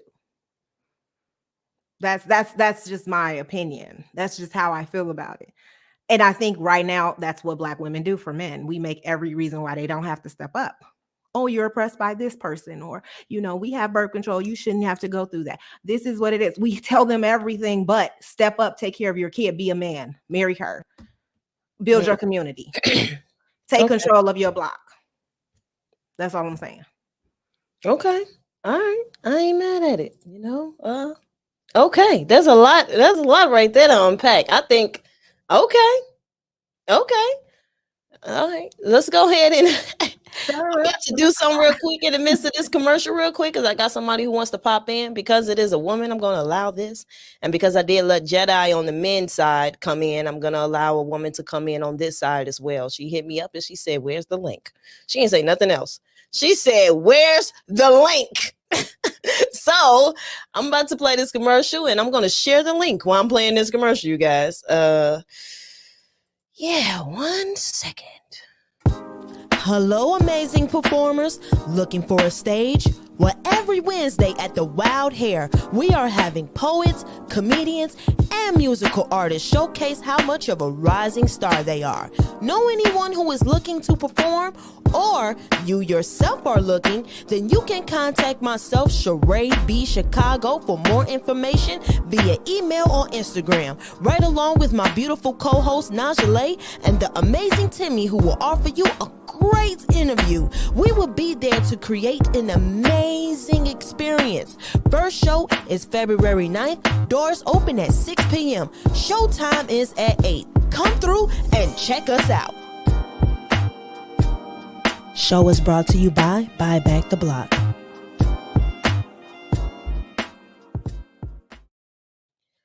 All right, you guys. And then I have this I want to share with you guys. So If you're in the Chicago area, I have a show that I am doing every single Saturday, starting this Saturday all the way until the last Saturday, the 26th. We have the 12th, the 19th, and the 26th from 7 to 10 p.m. I will be at an art gallery where there will be plenty of arts, right? And then we have poetry. So I'll be there hosting and bringing up the poets there. It is called My Bloody Heart. It is an art show. So every Saturday, outside of just what you just saw for the wild hair, I am also hosting the My Bloody Heart. The address, I believe, is on there. Yes, it is 2113 West Armitage Avenue. 2113 West Armitage Avenue. This is every Saturday, the 12th, the 19th, and the 26th. 3 Saturdays from the rest of this month from 7 to 10 p.m. Go ahead and check us out on them. I believe this one is unlike the other one. It's free 99. So I expect y'all to come into this one, okay? All right? Unless it's I give a little leeway if it's a lot of snow, but only if it's like 10 feet, because we used to it, okay? We used to it. So come out and support your girl. And every Saturday, I will be hosting this event. Okay. And check me out still every Wednesday. So every Wednesday and Saturday, your girl's busy. Okay. So I don't want nobody calling me on Wednesday and Saturday like, you ain't returned my call. As you can see, I'm busy. All right. All right. Oh, she ain't here yet. So let's get to the next question. I sent it to her. So we'll see. Next question. Are you raising your daughters or encouraging other young women to become wives? Why or why not? Let's go ahead with Miss Ela. Let's go with Ela right here. I got to go to the youngin first because I guess you would consider one of the youngins that will be raised to become a wife. So let's go to you first. Are you raising your daughters or encouraging other young women to become wives? Why or why not? Well, I don't have any children. And as far as encouraging other young women, not necessarily to become wives, more so how to carry yourself as a lady. Um, so I feel like this question I will learn from the other two ladies, but that is my answer. I know that's right. Learn from other married women. That's what I always say. Okay. Okay. Look, how That's did you good. do it? No, That's anyway, what no. she's doing good though. Right. Okay. So let's go ahead and get to Miss Juana Chica. Are you raising your daughters or encouraging other young women to become wives? Why or why not? Well, let me say this. My daughter, she watches me. And Oh. so naturally she does want to be exactly what I am. And so it scares me because she's 8 and I'm like, slow down. Okay, I do want you to become a wife one day, but she is like, you want to learn how to cook and want to learn how to do everything I do. Why she wants to just like mimic me. She take care of the baby. She wants to wash the clothes. Like she wants to do those things. So of course, if she sees me being married, and like she admires that, and so she always asks questions. So I do want her to, I definitely want her and my son to grow up with the mentality of partnering, being married, taking care of their family. Like I teach them the good values, even though most of the people in their environments don't have those values. And I want my kids to like know that that's important. It helps change your socioeconomic status, your health. It really does do wonders for you if you want to have children. And yeah, so I'm definitely going to encourage my kids to be married. What age though is just, that's the sketchy part, because they want to do it when they see you're doing it. Even when they're young, they want to be a wife because they see their mom is a wife. And she was at my wedding, so I think that was a little different too. When they see you go through the process and stuff. So yeah, I do want to encourage them though. Okay. Let's go ahead and get to Miss Colette, WME, over to you. Okay. Yes. Kind of like what Tawana is saying, like indirectly teaching her to be a wife, just even how um she sees the dynamic between the interaction between my husband and myself. So I am definitely teaching her, and also not teaching her, but on my channel, teaching, because I felt like if I had someone like myself who was teaching, look, and especially look like myself, that could teach me what it means to be a wife, what is it that I need to bring to the table. um if I had just a synopsis of that, I probably would have got it married earlier than I had. I got married at 25, 24, turning 25. So, but I feel not only I would have probably gotten married earlier, but maybe gotten married with more tools underneath my belt. Um, and that is why I created my channel. And that is what I'm trying to do over there. I don't know everything about marriage, but I do believe, especially our community and this generation, they are not being taught what it means to be a wife, and also what it means to be a husband. That also goes into the fact of why the divorce rate is so high, and why we are not getting married at a higher rate, because we're not being taught. So we have to give grace on both sides of the aisle. So yeah, that's my answer. Okay, okay. I'm down with that. I like the answers. I like the answers. Um, yeah. I was thinking about what one of the guys said. Okay, so I'm gonna definitely. I think I already. What? Look, one of you guys are definitely gonna be here next Tuesday. You already know that I'm inviting you. Okay, so wait. Well, there we go. We already know that I'm inviting you next week. So on Tuesday, when I bring them, when I bring them in, I need you to come up here because you have an interesting perspective. Okay, and I think I will really appreciate if you come here next Tuesday when I invite them in. Okay. All right. All Okay, right. I got you on the Okay. schedule. Now, Tuesday. before I get to the next question, yeah, Tuesday, 6 p.m. 6 p.m. Wait, 6:30. Yeah, 6:30. Okay, see, listen. Right now, you be confusing us. Is it six? Okay, 6:30. I got you. It's 6:30 p.m. Central Standard Time every Tuesday. I've been consistent with 6:30 every Tuesday. I haven't changed it. It's been 6:30 every Tuesday. So even if you hear me say something else, you got me on record saying it's always 6:30 p.m. Central Standard Time. Okay? Good. Good. All right. All right. So let me go ahead. She called in. Let's go and bring up my pop in guest. I had a pop in guest with the men. That was Jedi Mike this Oh, did time. you? Oh, Yeah, nice. I did. He popped in later. So now we have a woman who wants to pop in. And this woman, I have a lot of respect for her right here. I have a lot of respect for this woman. She comes in a lot of times a little spicy. She does. She be coming in spicy. She be having some things to say. She be having some interesting perspectives. And she's very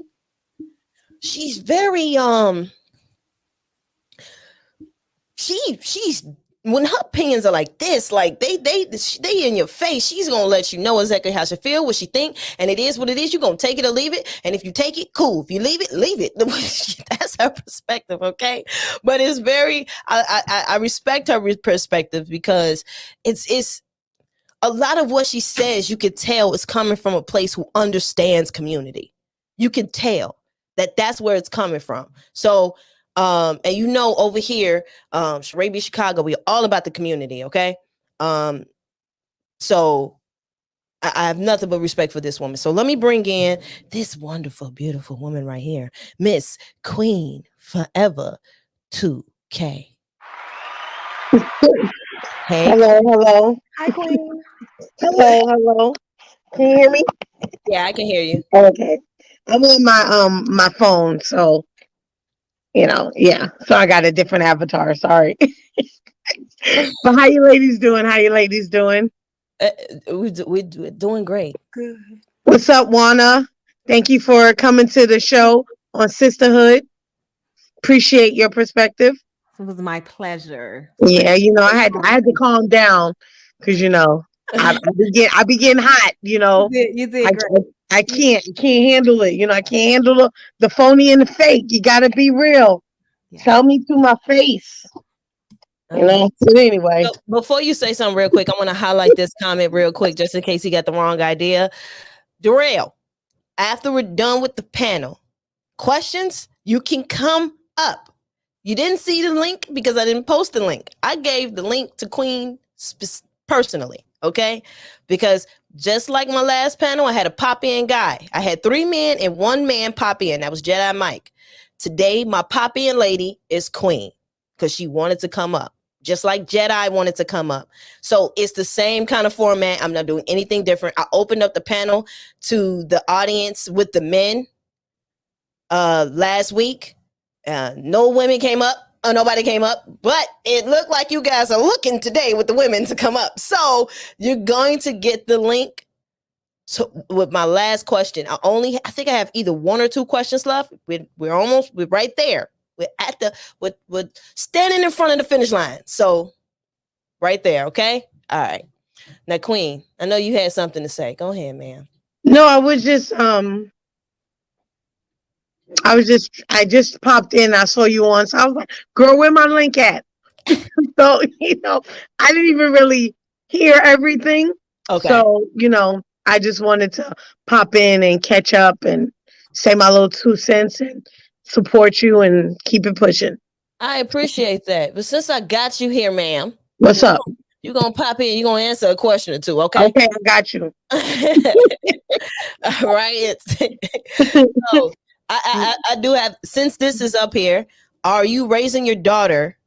Are you raising your daughters or encouraging other women, young women, to become wives? Why or why not? I don't have any kids, but I would say that I'm not encouraging, yet I'm not discouraging marriage and becoming wives because it's not for the faint at heart. It's not for the weak. You have to be really willing to put in some work. And I think a lot of times people jump into relationships or situations before they've done the self work. I'm not saying you'll ever be fully prepared for it. I do encourage young women to think about whether they want to have a family, whether they want to put the family aside and go after their career. I have them talk to women who put their family aside and went after career and whether they appreciate it or whether they regret it. So I have them talk to different women or, in the professional world that chose these different routes when they're talking to me about their future. I work a lot with transitional age youth, so 18 to 24-year olds. And a lot of them just want to be mamas. And, I'm like, hey, let me get you a job at a daycare. Can you really handle this? So I try to educate the young women in my life versus just telling them, yes, no, do this, do that, because my opinion is just my opinion. So I'm just going to give you all of the tools, all of the whole smorgasbord, and you pick what you want to eat. So that's my motto. Okay. Okay. I think a lot of times to speak to what you're saying, I think that's a lot of times the mentality of the elders is to like lead the horse to water, but you can't make them drink. So if I see something in you where my guidance or my knowledge or my information where I can help you, I will lead you that way, opposed to pushing something on you. Am I correct? Yes, I mean that's how my mother did me. I have 3 sisters, and it wasn't like she told us what to do or, hey, I don't think you should do. She was like, hey, this could be a consequence. This could be this, and she just put it all out there. And she was like, just make great decisions for yourself. And in the process, know that you may fail, you may make a mistake, but just get back up and own it and move on. Okay. But she was really big in teaching us to know ourselves and know what we really want and not just rush into things out of emotions Okay. versus making a sound decision. All So right. All right, so let me go ahead and get to my last question, Darrell. This is my last question. Okay, this is my last question. So, and then after this question, we're gonna do a commercial, and I'm gonna allow you guys to come in during the commercial. Okay. So while the commercial is playing, Darrell, you can come up, Darrell, okay, and say what you need to say or ask what you need to ask. Okay, Darrell, I got you. So let me go ahead and get to this last question. Wait, before I do that, while you ladies are up here, because I can see this conversation can go anywhere. I want to make sure I highlight you ladies. For all of you who want to go ahead and subscribe to Miss Wanda Chica, go subscribe to Miss Wanda Chica. Okay, I will go ahead and let me make sure I go ahead and copy this and put it in the chat. So yes, you guys go ahead and follow Miss Wanda Chica. Subscribe to her channel, okay? She over there has the jewels, okay? The gems, the ladies and gents. So you make sure you go over there and drop some jewels in her chat when she go live or anything that she does, okay? Make sure you go follow, okay? All right. And then next we have Miss Over the Top W.M.E. Let me make sure I copy this as well and drop it in the chat. Make sure you guys go subscribe to Miss Over the Top W.M.E. Since you guys seem to like these type of conversations about marriage, this woman's channel is about marriage. As she said, she's going to try to help lead you to marriage if that is what you are truly interested in. I think, like she said earlier, she does not push similar to what Queen said. She is not going to push. She does understand that everybody is not fit for marriage. Not everybody wants marriage. But if you have an inkling, an idea, a thought, you're wondering, you're questioning, or you're possibly crossing your mind that you want to get married, go ahead and check out my girl Colette, Miss W.M.E. And then last but not least, of course, we have my sis, Miss Ela. Miss Illinois. She is a dancer. You beautiful, beautiful queen. I see you. Let's go ahead and make sure if you are in the Chicago area and you would love to go learn how to do some dancing. She got fitness and dancing together. Okay, it's called so cardio. That means it's a Caribbean mix. You're gonna dance like you are on the road. Okay, we're gonna dance like we're on the road, like a carnival type of vibe. She laughing. Her family talking about my little accent. I try. I can't see Colette's face right now. Ain't no telling what she thinking. She Jamaican. You never know. So but I tried. So anywho, so she is the Caribbean background. She is Belizean. So her history, her background, her heritage is definitely showcased in this fitness and dance class. If you want to go ahead and work it out, make sure you go uh,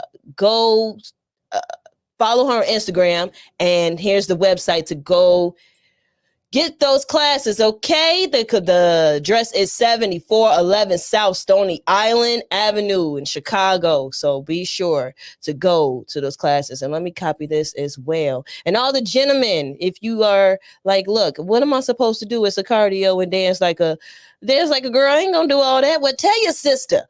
Tell your friend, tell your cousin, tell your auntie, tell your mama, okay? Tell somebody, all right? Tell somebody to go ahead and get in tune with So Cardio. All right. All right. Now let's get to this last question so Darrell can come up here.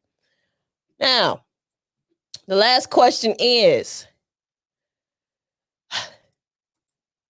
this thing. Okay. All right. To help bring more nuclear families, what advice do you have for the men? I asked the men the same question, ladies, so this is not biased. To help bring more nuclear families, what advice do you have for the men? Let's go ahead and go to my first new guest, Miss Queen.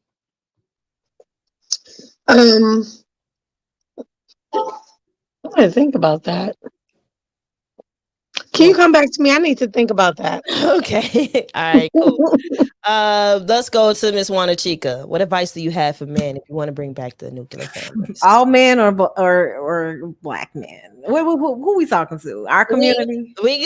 this is Black Men Base. It's Black History Month. We're talking to Black women, and I talk to Black men. So let's talk specifically to the Black man. Okay. Before you get married, build your wealth. Okay. Work on that. That is important in a family. You have to invest in children. That leads me to the second point. Stop having children with women that you don't want to marry. Stop it. And then, regardless of what other people are telling you, the women are in control. No, you are in control as well. I happen to think that you all have a mind that you can think, and you are men who can make capable decisions. So I think that you should stop doing that. I think that you should work on bringing resources into the community. I think that will help with making nuclear families even a possibility. So if you build wealth, if you have children with women you want to partner with and marry long term, and if you secondly, and you can use a condom, like if you like, yeah, just use it. And if it happens, then that's fine. But it's a 99% chance that it won't. Okay, so let's remember that. And then I think that if you take control of those things, that the nuclear family will be a possibility. I think if you build the wealth, then you're definitely will want to take on a family and have a family, and invest in your children and look at children as an investment and not just like I'm having kids and it's like I'm gonna have to pay child support. Like look at it as an investment. Okay. Okay. Let's go to Miss WME to help bring more nuclear families. What advice do you have for the men? Let me unmute. First of all, shout out to the chat.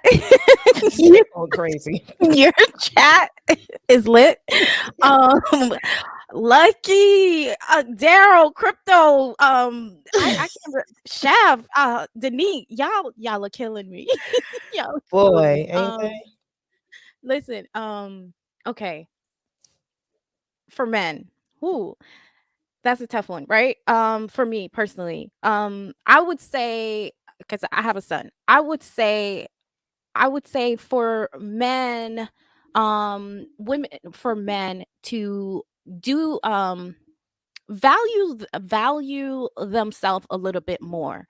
And if they're valuing themselves a little bit more, they would do a better job, hopefully do a better job of choosing who they're going to sleep with. Um, that's for one.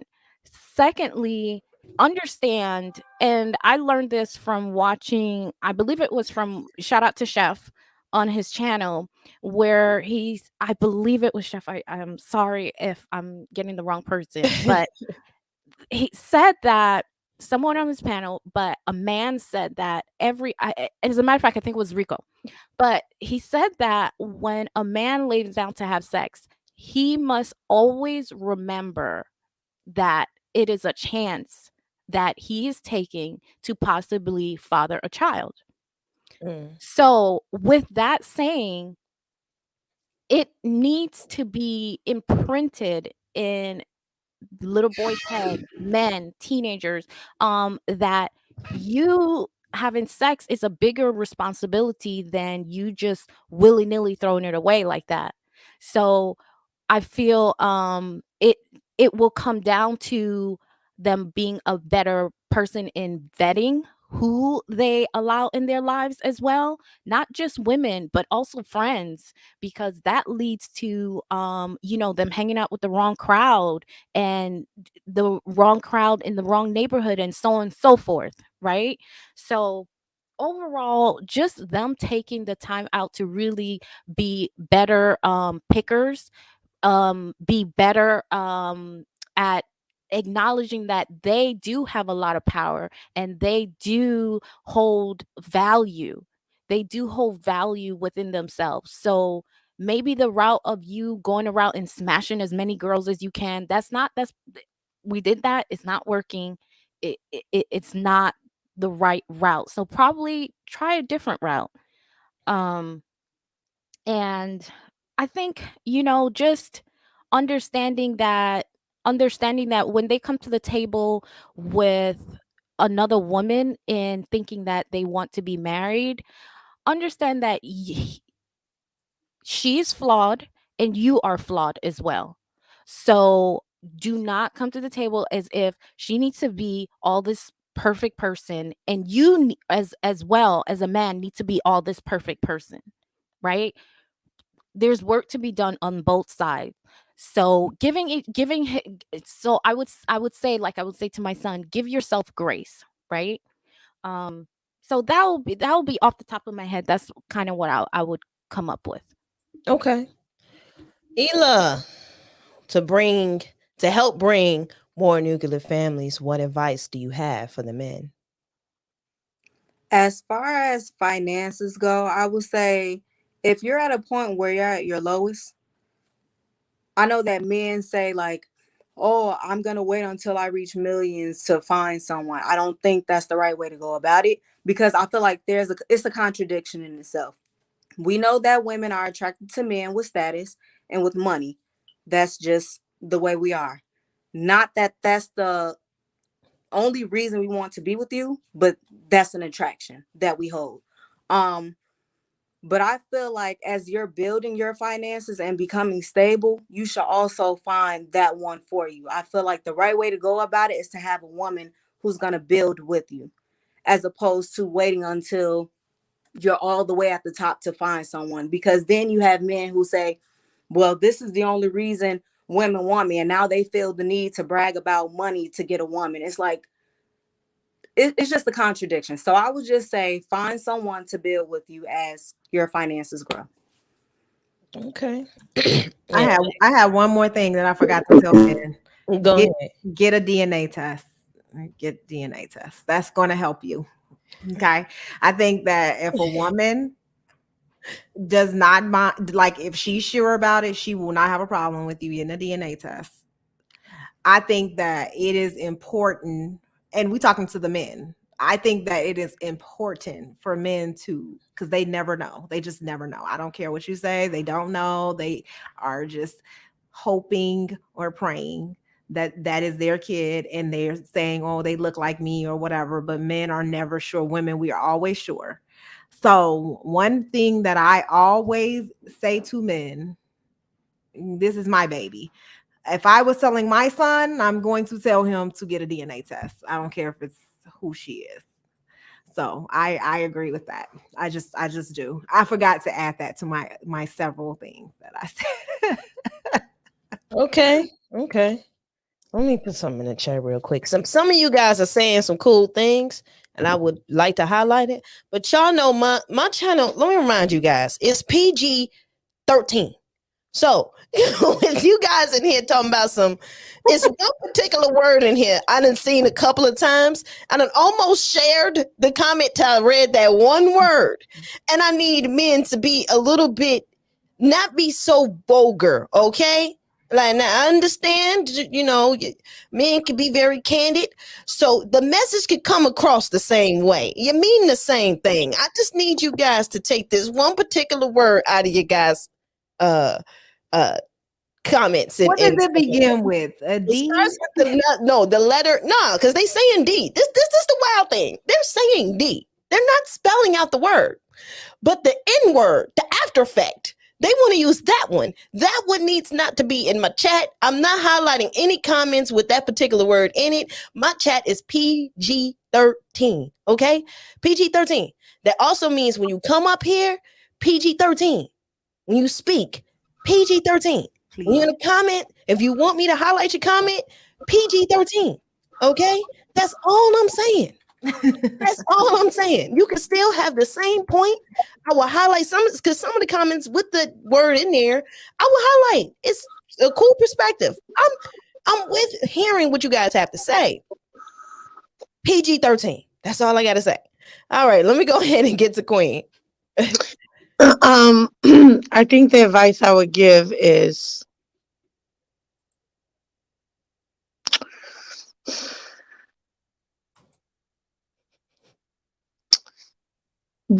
Just be careful. Be cautious of who you lay with. You know, who you play with, because it's not a joke. You know, you have women who are just as grimy as dudes are now.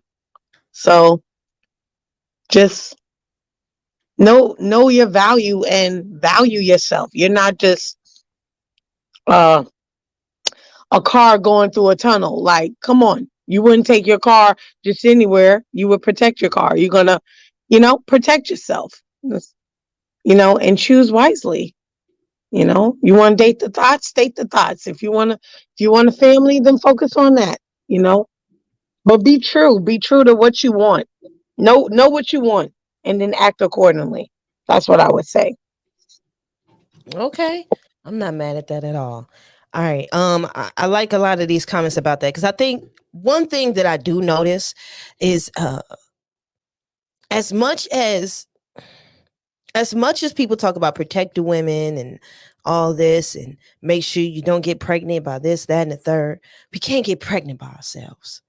Now, and then that's not to say that women hold a responsibility. We hold a responsibility. We are just as responsible as you guys are. I think the problem sometimes is that men aren't necessarily taught to be careful like we're taught to be careful. I think that's where the disconnect is. Because if we're supposed to go out there and mate with men and be careful, yet our leader is not being careful, there's a disconnect. Someone is not teaching the men to be careful is where we can go wrong. Yes, where's the conversations with the men who are telling other men like, look, I know you have this impulse, but here's a responsibility for this impulse. Where's the responsibility to the impulse? Because the conversation sometimes you will hear men say, boys will be boys. Well, what does that mean? Boys will be boys. When you tell a boy he will be boy, what does that mean? Because boys, you wake up every day. We know you wake up every day ready, right? This PG-13, so I hope you understand what I'm saying. Y'all wake up every morning ready, right? Do you try to teach your sons how to be in control of being ready? Do you? Because if he's always ready, you guys talk about that challenge that y'all have every day seeing women. You talk about it all the time. I see you. I hear you. You do it all the time. Now, just as responsible as we are, I do believe we are responsible. We may be a little more responsible. I'm only saying that because a lot of times we end up the single mama. So we're a little more responsible to that. I am 100% in agreement with that. We can't get pregnant by ourselves. We can't. It's no way. No way. So I just want men to start thinking about that when you're having conversations with other men. And all women, every last one of the women are telling you, like, look, be responsible with your penis. Have standards, just like we ain't supposed to have standards. It's the same boat. It's the same thing. We are both in responsibility for that. There's absolutely no way that I can just hold you responsible and just hold myself responsible. Because when that baby comes, they have two parents. Two. They don't have one, they have two. So I just want men to really, yeah, Can yeah, I say something real quick? yeah. Um, I also teach the young girls that I work with, dude, value your punani. Value it. Stop just giving it away like it's a free bus ticket and it's a free ride. Like, because he blinked at you and he smiled at you and he's the captain of the football team, that don't mean nothing. Like value yourself. Know that you're worth more than the legs that you spread apart. You know? Yeah. So, All right, you guys. I'm gonna go ahead and share this link. Um, it's okay. It's okay. About to go ahead and drop this link, and you guys can come I know in. it's okay because I don't. It's okay. I want to I don't argue with logic. You're Like I hear you. I'm just whatever you got to say is fine. You know So what I'm saying? before you come up here, you guys, before I even share this link, PG-13, and also we are going to be respectful to everyone. If you come up, you're going to be respected, and also respect the ladies that graced my panel. Okay, so that's all I have to say before I go ahead and bring this up here. I know some people may want to say something to Miss Wanna, but we're gonna respect Wanna. Period. Okay, that's it. That's all I'm gonna say about that. And her opinion is a value just as much as yours are. All right, so okay. Hello, amazing performers. Looking for a stage? Well, every Wednesday at the Wild Hair, we are having poets, comedians, and musical artists showcase how much of a rising star they are. Know anyone who is looking to perform? Or you yourself are looking? Then you can contact myself, CharaeBChicago, for more information via email or Instagram. Right along with my beautiful co-host Najee and the amazing Timmy, who will offer you a great interview. We will be there to create an amazing experience. First show is February 9th. Doors open at 6 p.m. Showtime is at 8. Come through and check us out. Show is brought to you by Buy Back the Block.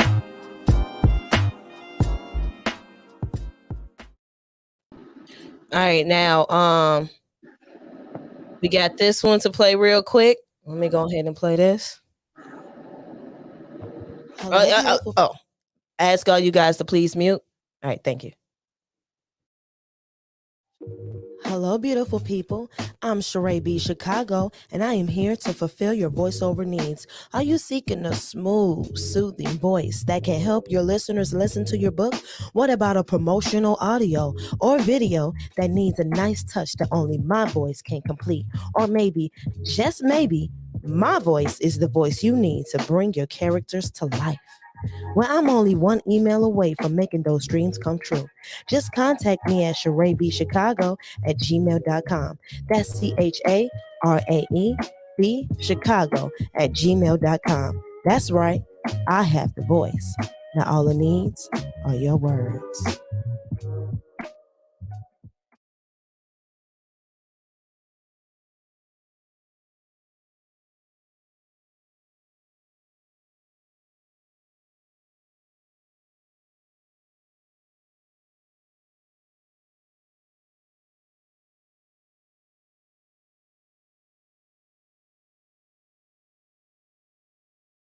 You're muted. Thank you so much. This is the last one. Every Saturday from 12 on the 12th, the 19th, and the 26th. I will be hosting when we have a gallery with artists and painters, and we will have a showcase of poets. So I will be hosting and bringing up the poets and doing my thing and working the crowd and all of that good stuff, you guys. So be sure, if you're in the Chicago area, be sure to come check me out. The address is 2113 West Armitage Avenue, 2113 West Armitage Avenue. It is called My Bloody Heart Art Show. This February, only this February, the last three Saturdays of this Saturday, of this February, you guys. So oh, okay. All right. So let me go ahead and we have a panelist who is going to leave us before we bring someone up. All right, I'm gonna give you the spotlight, lady. Anything you want to say? Anything you want to say before you go ahead and jet? Thank you, everybody. Thank you for this opportunity, Charae. I've learned something from you all. Everybody did an amazing job. Great comments, you all. This was good. This was good. I really learned something new, so I appreciate it.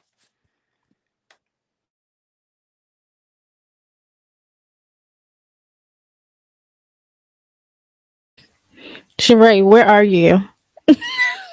Oh shoot, here we go. I was talking, but I was muted. Anyway, listen.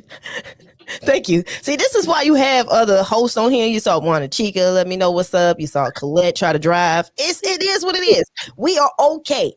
sisters helping sisters. So make sure you guys also go ahead and check out the Walking Queens dance workshop every single Monday. She has a class, okay? It's at 8 p.m. Central Standard Time. Be sure to go check her out, Miss Ela Noy. I hope you guys catch the play on words, Miss Ela Noy. Okay, at 8 p.m. Oh, on nice. 7411 South Stony Island. Yo, you called it, Wana? 7411 South Stony Island. At check out the website. I would drop the website again later in the chat. Thank you, Ela, for being here. I appreciate you spending your time with us. Hopefully, I can bring you up here again. Thank you, Ela. Have a good night. All right, so let's go ahead and Colette, you in them comments, ain't you? Let me go ahead. There go my sister.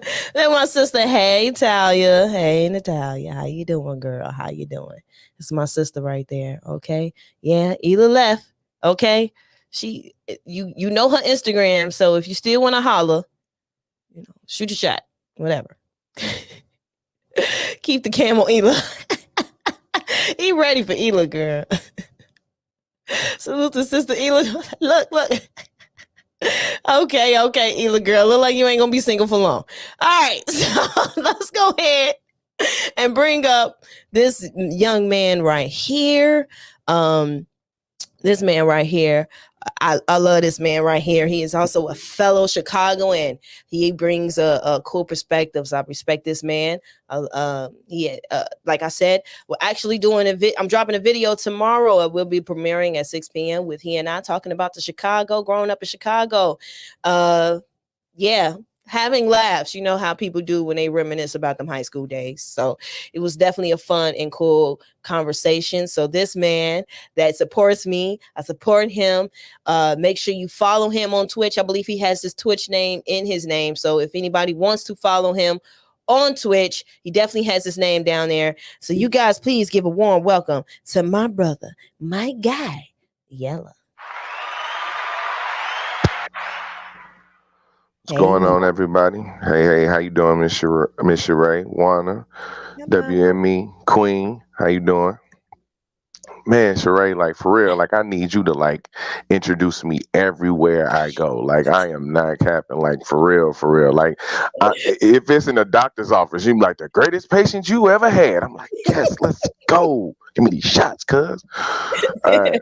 I see you in the back as well. I'm gonna bring the gentleman up one by one just so I could keep the piece on the channel on the panel and keep it not too clustered, but you guys will be up here one by one. All right. So yeah, Yellow. Any questions or comments that you have for anyone on the panel? Yeah, I try to keep it brief because I'm a double tour, so I don't want to be too aggressive. You know what I'm saying? So I'll address everything. Pretty much, I agree with most of what the lady said. Uh-huh. It's a few things I'll get to. One of the major things I did agree with though is that as men we do need to protect our seed a little bit. You know what I mean? We can't be out here making random babies. You know what I mean? I get it's our job to populate the earth, but let's slow it down a little bit, all right? You know what I'm saying? At least build some families going on. However, I'm not gonna tell fellas not to go out there and do their thing, right? So the major thing I'm gonna push is protection at all times. Stay protected. We men, we gonna do what we do. I don't think the ladies understand it quite much. You know what I'm saying? It's we gotta do what we gotta do. You know what I'm saying? So if you're single and you're trying to set up a good foundation for your wife in the future, be protected, no matter what. All right. So the little bit of smoke I do gotten, and of course we already know. Wanna, hey, how you doing?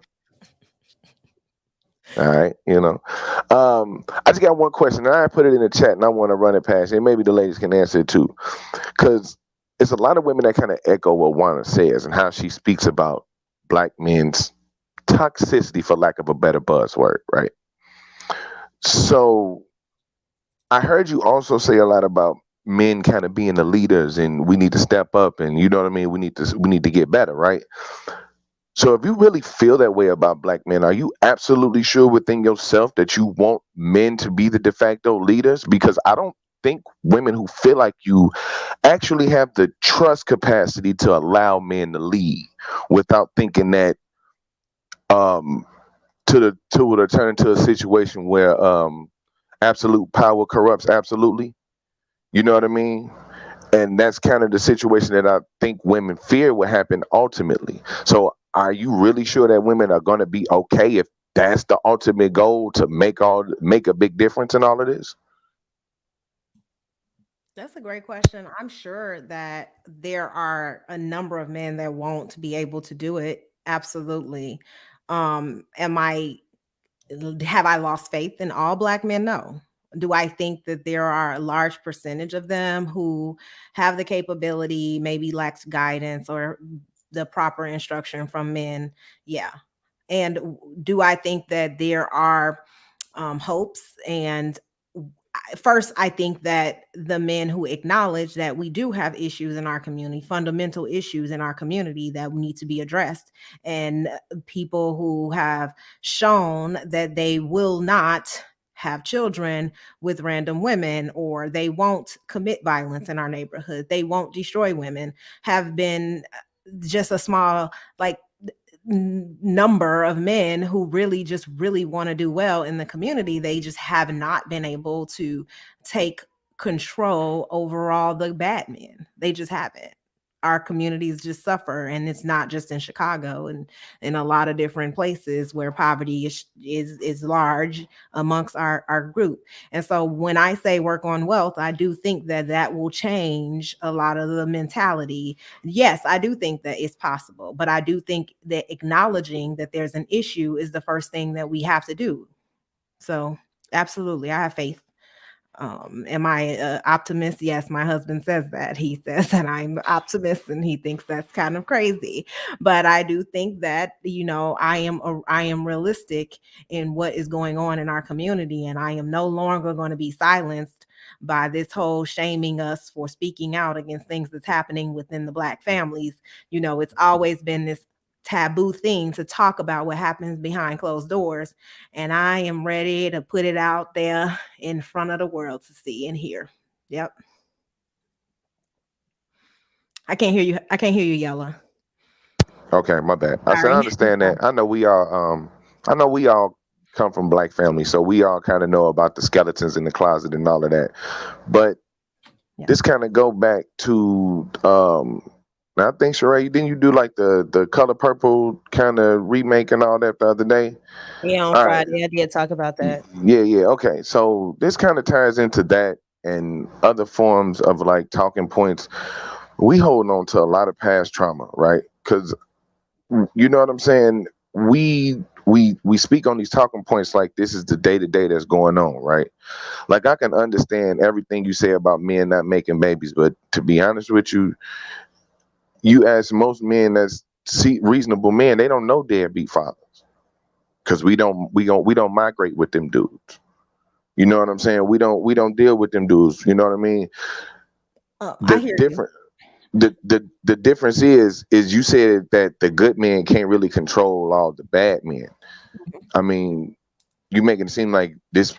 Okay, I won't make it say you making it seem like. Do you think it's more bad men than good men?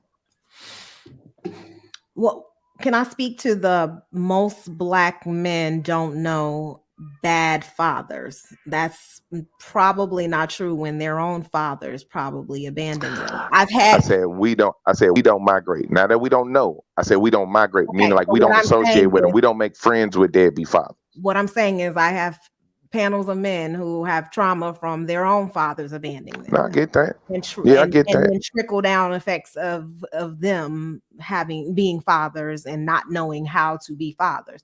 But what I'm saying with our communities, they are our crime rates are triple double, and I'm talking about homicide, violent crimes. I'm not talking about how black men get set up and all these other things that happen as a result of systematic oppression. I'm talking about violent crimes that double triple other male groups and other races that are dominating and controlling a lot of our communities.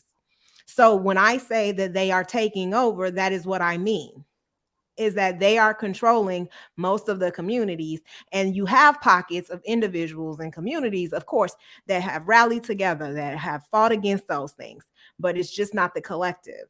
And I understand that it's a slow movement and that people are working to fight against violence and crimes, but just the way that they overwhelm is just, it's almost as if we have no protection within our own communities. We just don't. We're taught to Who's protect not ourselves. protected?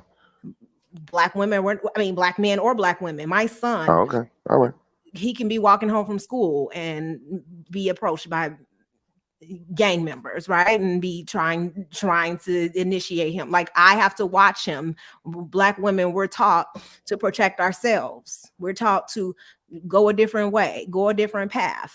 Don't go that same way. These people are watching you. We're taught to always be constantly checking to make sure that we're not being watched and followed and there's no danger that's going to come to us, and we're conditioned almost to do that, and it's almost natural. And Black women never speak to it because it's a natural instinct for us to do these things, and we think that it's normal. We Yeah, but do. a lot of the way you putting it is that the trauma is due to the effects of the black man's existence, pretty much, or the black man's effect on our community, and that's where I think most men gonna have a problem with what you're saying, Yeah. because when you start to speak from just that idea, you tend to neglect a lot of what women and single mothers and all that got to do in how they affect the community, because you know you can talk about men not being in there. You could talk about fathers not being in the home, which everybody can understand, right? But we never had a conversation about mothers taking kids away from their fathers. Every black man ain't out the home just because he didn't want to be there. Most men ain't out the home just because they want to be there. Yeah, I Honestly, it don't was a I don't want to make. discrepancy between. Honestly, it was probably a discrepancy between the mother and the father, and she didn't know how to handle it. Yeah, I So can't that's why. speculate. I mean, we're both making speculations, right? Nah, I mean, Yeah, it's speculations because there's one no of us proof. are making a statement, and I'm just trying to clear it up, because Yeah, I mean, you kind of saying that men are responsible for the black men are responsible for the crime. So for you to say that the crime rate is up due to that, that's kind of insisting that this crime exists solely due to black men being a part of it. I can get the economic reasons, I can get the geographical reasons, I can get that black people are the poorest out of all races. I can get that a lot of our communities are tightly packed in where we on top of each other and we irritated as shit because we got to see. I mean, excuse me, irritated as jump because we got to see the same people every day. You know what I mean? I get that. Like I understand where you're coming from on that. yeah. I mean, I But a could lot. care less.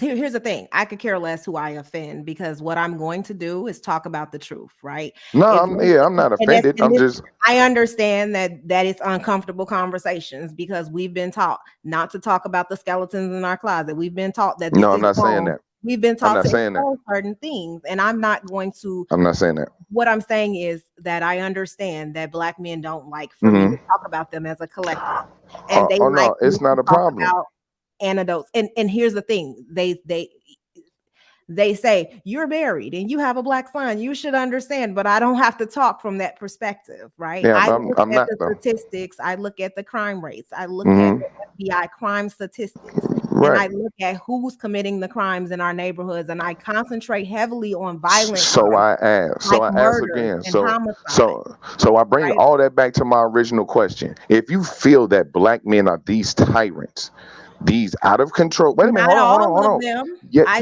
made Okay. that clear. But this is the thing I though. made that This is clear. the thing. This is I the have thing. two Black You're men that I laying don't that. think would ever do You're that. laying. That's two black men. I could tell you a bunch of Exactly. black men I could tell you a bunch of black men that'll go out here and hurt people. They do it all the time. Because see, this is the part that you want to hear. So I'll give you the part that you want to hear. There are No, I black men in don't. our community that hurt people. It's a shame. It really is. But you know what? Hold on. You know I don't what? want to hear that. That I hold on, I wait. know that. Those ideals that you have tend to fall in line with a lot of the complaints that women just randomly spew out because the issue that you have.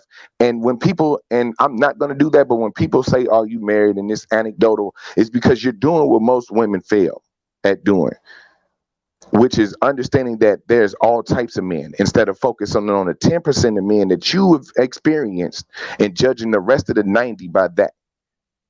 Yeah, For you to sit I up here haven't and be like, wait, hold experienced on, hold on, hold on, hold on, 10% of hold on, hold men. on.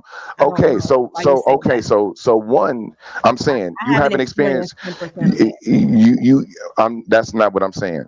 Now, if we want to get literal, you haven't experienced enough black men to make a logical explanation on anything. Oh, yes, I So have. I was just making an I example. I'm definitely not trying to make it personal about you. That's what I'm saying. I'm trying to keep it. I'm not speaking from no talking point standpoint. have. Okay. Okay, because I can agree with where you coming from to a certain extent. But to be like, oh, I don't care who I offend, that's all well and good too. Yeah, I But don't. if your goal is to offend, then you're not listening. Mm. Because my thing is this: I can hear what you're saying as far as fathers not being there. But if we gonna sway the pendulum all one way, then we gonna then we gonna lose focus on the other side. Men have to deal with it's laws and it's penalties in place to deal with fathers that don't do what they supposed to do. It's already stuff that he not doing what he's supposed to do. Take him to child support. It's stuff in place for you. Or like y'all said, there's all types of contraceptives and all of that. And then the one thing we don't want to talk about, since you don't want to talk about uncomfortable truths, nowadays there's a lot of laws that allow ladies to exercise that 90-day clause where you don't have to be a single mother. But we don't never want to talk about that part though. I'm not Well, judging. let's Do talk what you want to about. do Well, with your I'm about body, to I'm about to but step don't. in real quick. Yeah, I was gonna Because say we can talk about it. I'm hearing both sides. I And had to. I'm thinking Yella is advocating for the men who do not represent the thing that Wana was highlighting. Mhm. Um Mhm. to what Wana was saying, I think she was highlighting something that she sees on we see so much in the media was represented, and unfortunately when people see certain things in the media, they tend to follow that. So when you see that and then you see some examples within your life, it causes you to be like, okay, who is like this? Because like myself, when it came to Kevin Samuels and all those women that called in, I said, who are these women? I don't know these women. I was so confused. So I think it's the same example that you probably had when it came to Wana. Like, I don't know these men. Who are these men she's talking about? Though they do exist. It's an example of both of you. Both of you guys are actually right. The problem is that sometimes, I think that sometimes when we see certain things that stand out more than the other, it's hard to ignore it. And I think that's where Wana is coming from. It's impossible for me to ignore this example. And where Yella is saying my life represents the alternative, and which I understand and I believe Wana is saying the same thing. My life represents the alternative. So I think what we I think because part of the reason why I even started the nuclear family is because highlighting the bad is something we always see. That's why I call it nuclear family. We notice 2-parent homes. We don't see too many nuclear families, though we know they exist. So I think trying to focus on the things that we see is cool. And there's a lot of people who live a particular way who do not hear the message that we are trying to spill. So I think those are the kind of people that Wana are referring to. And that's why I honestly can't wait for Darrell to come up here just so he can highlight some of the dudes, because I know some dudes as well. There's Brother Polite, even though he did some things, but Brother Polite speaks highly of women. He speaks highly of women. There's another guy, can't remember, Pharaoh. He speaks highly of women. So there's a lot of brothers out here who do speak highly of women. You talk to any Muslim man, they're going to speak highly of black women. So Right. listen, listen. Wait, what? Listen, you know the Muslim men, they be like, black women, you just need to come back to you are queens. You don't know your queens. Sheree, You know that part. can I also say this? I don't go, I'm not going by my personal experiences. If No, that's the I case. said that. I said that I'm in the looking beginning. at I said that in the I beginning. study because see, I want to look at outside of Chicago, right? Mm-hmm. So I study FBI trends. I look at crime statistics for all demographics of people, right? Race. I want to find something that I can say, no, we don't dominate that. I want to find that. That is what I'm looking for. I'm looking for an anomaly. I hear you. So And I think okay. That's why I study it. When I hear So and this people is say why, it, I look for those things. and this is initially, and then I'm a back out so I can make room for the next guest. yeah, I was This is just about to why I say 'cause I got some initially, coming in. yeah. I didn't mean to go on that long. I apologize, but I just want to kind of end with this. Like you say that you look through these FBI charts and all these records and all of that, and you notice that black men are involved in all these crimes and black men are so violent. Like then that goes I back didn't to say my they so violent. You just communicated that. I said I think what she's I reflected on. This is what you're hearing, right? You're hearing something different than what I'm saying. I basically said what the statistics show and the homicide rates and who are dominating the homicide rates. You call black men violent. I didn't say all black women were violent, and I don't mean that. I mean that their statistics show that we commit crimes at higher rates than all other groups. Did I not say that? I That mean, yeah. our communities are not I'm safe.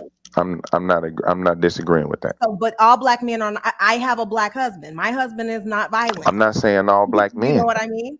I'm So not saying all black men. I'm black not men even are. saying I that. didn't say that. I'm just telling you what the statistics. Okay. So I was trying to ask the question because I'm trying to get you to understand kind of what you're saying and what you want is not gonna is just contradicting itself, right? You're saying that the homicides and all these other crimes are due to black men. Am I right or wrong? I just want to make this clear. So before I go, this is what you're saying. That is black men's responsibility for the crimes or to either stop the crimes, right? What are we saying? What I mean, what is your? I guess you just I need to mean, I'm go with trying to get whatever it. you're I'm trying to trying get to it say clear because because I don't ultimately, know. if I'm if not these going to keep people are, restating I'm my just point. saying. Just tell I me mean, what you want to know. it's not really clear to me. That's why I'm confused because you saying these Okay. people are bad on one end, but you're saying that they need to be our leaders on y'all leaders on the other. I didn't And I'm ask for asking violent you, are criminals you? to be our leaders. But I okay think then. I So think what what are you're you? missing, yellow. I think what I I think I'm starting to didn't. see you're I missing didn't. that what she's saying. She's only highlighting a specific group. That's it. And like I said, when a specific group stands out above the other, then sometimes it's hard.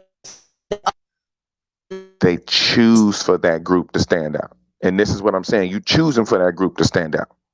That group don't have to stand out. That's what I'm saying. Every dude ain't the local rapper you know what I'm saying? Most dudes ain't the local rapper that's killing somebody and going to jail for clout. This is what I'm saying. A lot of dudes don't move like that. We don't all move on one accord. If we ain't monkey see, monkey do. We're not. And that's the crazy part. Because you're talking about a very insignificant percentage of men. A very insignificant percentage of men. It's the same thing with Chicago if we want to break it down more microscopic. Everybody look at Chicago as Look, like one of the Yella, most dangerous cities. But Yella, at the end of the day, it's just a bunch of little bitty pockets of people doing dumb stuff. Yella, But I on have a the whole, question. Chicago gets this horrible rap. Yella, real quick. So we could kind of get an understanding Okay. of Uh, both of yes, both of you what you're saying. Yella, are you possibly saying that that the as a let's say if we could put a percentage on it, right?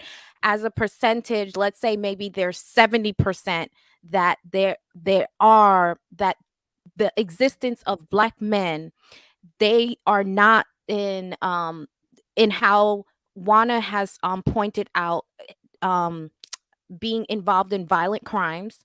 They the percentage of black men, if we want to say 70%, I'm just throwing out a number, right?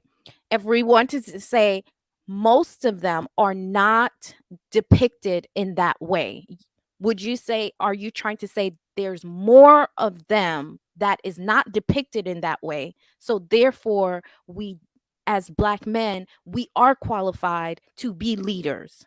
Are you kind of saying that? Yes or no? And then I'm gonna go to Juana. Yes, I am. Good. Okay. So Juana. Now, Juana, you're saying that it's possibly if we're going to put a percentage, the percentage is not high enough for the depiction of quote unquote good black men to be leaders, because of your studies that you have shown, that you have done, is showing that the percentage of the good black men is lower compared to the ones who are messing up the community. Is that what you're saying? I don't necessarily think that. I just think that the crime rates exceed, like the crime rates are taking over our communities, Well, whether or not. I'm gonna do you just like Yell and say yes or no, because we gotta get No, to an I'm understanding. not saying that. So No. so if we got to put a percentage, right? Mhm. Because Yella's putting percentage. He's saying, listen, overall, if we're going to put a percentage, I would say there is more a better black men out there who are qualified to be leaders, and they are showing this. So therefore, we can contribute to bettering the black community. On your point, if he is correct, let's say in a perfect world, if he's correct, right?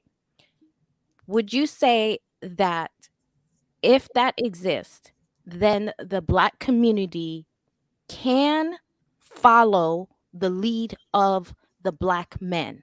If the percentage of if Yella is correct, would you say the black women can follow the black men? No. No. So either way, he's wrong. If you think about it, you're like, either. So I it's no mean, coming to a middle. follow them as No, far as that's my overall point. Now let me submission. kind of I don't clarify a know. little I bit don't know what what she's you saying. mean by follow. I don't. No, I'm not just it's limiting it to like we playing violence that's schematics. making We playing them schematics. That's just like how everybody starts sweating when you say the word submission, because it don't even mean that. So we're not gonna talk about follow, because you follow people on Instagram, you follow people on social media. So stop making it seem like follow is a bad word. You click that button, it say follow. Let's stop placating on words. I Basically, what don't know she's why wait a you're minute, hold on, hold aggressive on. or I'm even not. I'm a upset. double Like we're Taurus. just Ask having a Sheree. Ask conversation. You Sheree. don't I'm need really to do all cool. Ask Sheree. I'm really cool. I'm just a double this is Taurus according to ridiculous. her. But all I'm saying is this. I don't care if you're. I don't care if you're cool with her. That I'm, doesn't I'm have I'm not anything to being do with your aggressive. I'm not interaction being with me. aggressive. I'm not being aggressive. I All I missed said some of That was has this. nothing to do with your all I. interaction with me. So Juana That's all I'm I'm not Chica, being saying. aggressive. Basically, Juana what I'm and saying, and Yella, I'm a back count. Yella. I think a lot of people. I hope you guys. Juana, Yeah, like Juana. I don't have time to play that. Okay, Yeah. okay. So I think you guys. I think everyone heard you guys. So we'll just. I'm gonna let you go, Yella, because I think everybody heard your point of view. Hey, So I think that's good what's stream going tonight, to, ladies. whether you come to understand it or not. But thank you, Yella, for being here.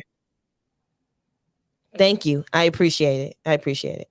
All right, so let me bring up somebody who's new to my channel. I don't know if he can be new to the whole channel or just new to the chat. I don't know his brother before, but it's okay. We gonna okay. I can give him like a stormy intro, like I do a lot of people. However, we gonna do it this way. This is how we gonna do it. This is how we gonna do it. Let's welcome a man who's new to the chat, who may have some things to say and comment, that he was moved enough for this conversation that he said, you know what? Let me come up here and have a conversation. Let me say a little something, something. I got something to say. So let's hear this new. I don't know if he's a subscriber or not. I don't know, but I'm hoping you subscribe. Subscribe. No. So anyway, so let's bring up this brother, this new brother, Mr. Greg. Good evening. Am I clear? Yes. How are you doing? Yes, I'm well. And yourself? I'm doing great. Thank you. Thank you for being here. I appreciate the live. I have caught your content before, and then it popped up that he was on live, so I just selected it. I came in really late, but I'm here. Um, what I Appreciate like you. to add You on the have any topic questions is, or comments? let me turn this up just in case I can't hear you. The on a nuclear family, uh, I totally 100% blame the men, and I'm gonna say why. In order for us to be leaders in our communities and then come down to the homes, come down to your own personal life, you have to take personal responsibility. So, in order for you to display the best possible version within your community, you have to be that example. And I, for one, when I was 20, I was reckless with my seed. I had my first son, and I suffered through it. You know, his mother left with him when he was 5, and he came back to live with me when he turned 15. So it's like those 10 years were gone, but after the first one, I got married. I had my children, and I'm a dad of 5 and 5 boys. I'm raising husbands. And it's very, very important for us to teach that, one, as all my boys would tell you that I preach in my house, you're not going to have intercourse until you're married. Because I do not believe in contraception. The purpose of intercourse is to procreate. So you will learn with your partner as you grow what to do, what not to do. You're supposed to only know each other. And I'm speaking from regretting me even dabbling into that prior to getting married. Not regretting my son, but it's like it didn't really serve much of a purpose. And when it comes to the violent stats, what we need to take into account is that there are a lot of repeat offenders. So the numbers may be large. However, it's a lot of the times it's the same people. So in the conversations that I have, because I'm a male advocate and a family advocate, we disregard them. We shun them. We exile them. We talk bad about them. We protect ourselves and our families. We don't need to associate. We don't count. We worry about those who take care and are good examples and have great leadership qualities. And for the most part, for me, I'm at work right now. I work at night. And the last thing I wanted to say, the topic of not being in the home, it's something that shouldn't be said because I'm not in my home. I'm at work. My children don't see me until the weekend. So but they're in my house.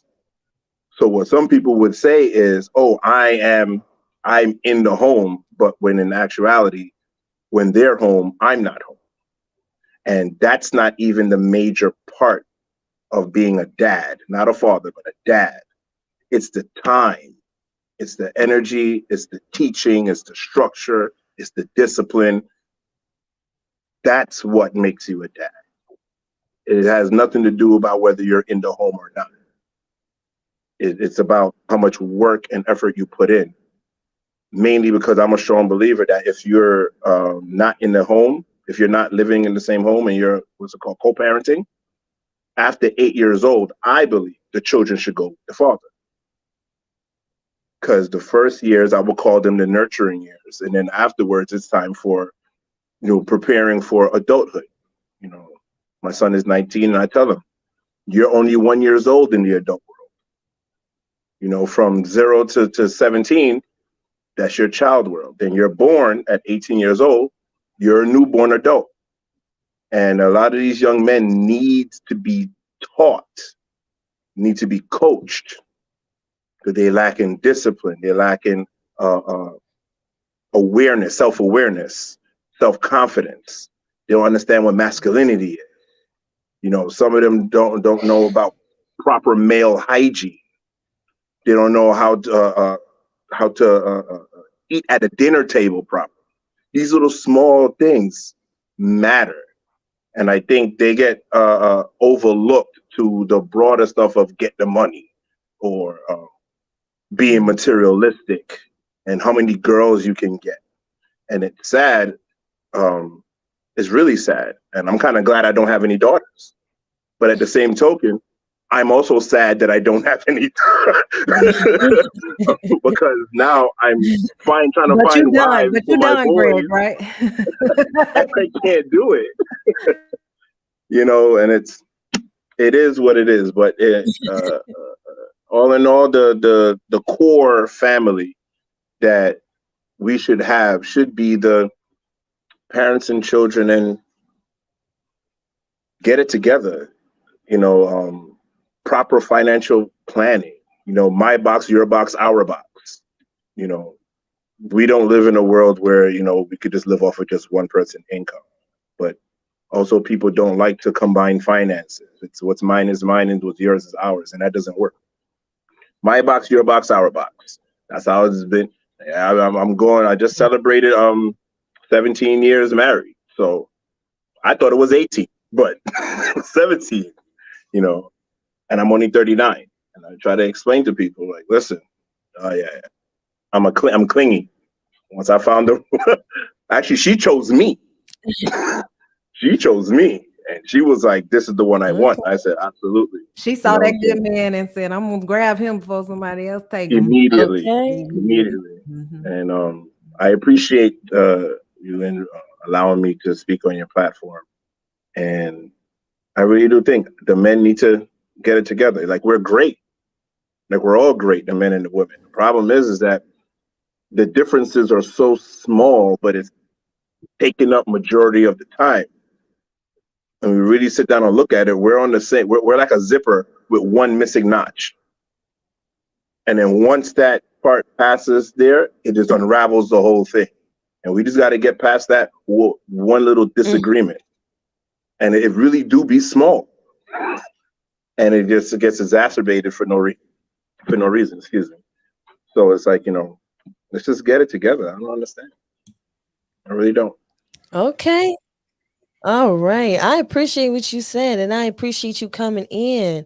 I really do. I want I'm glad you're here.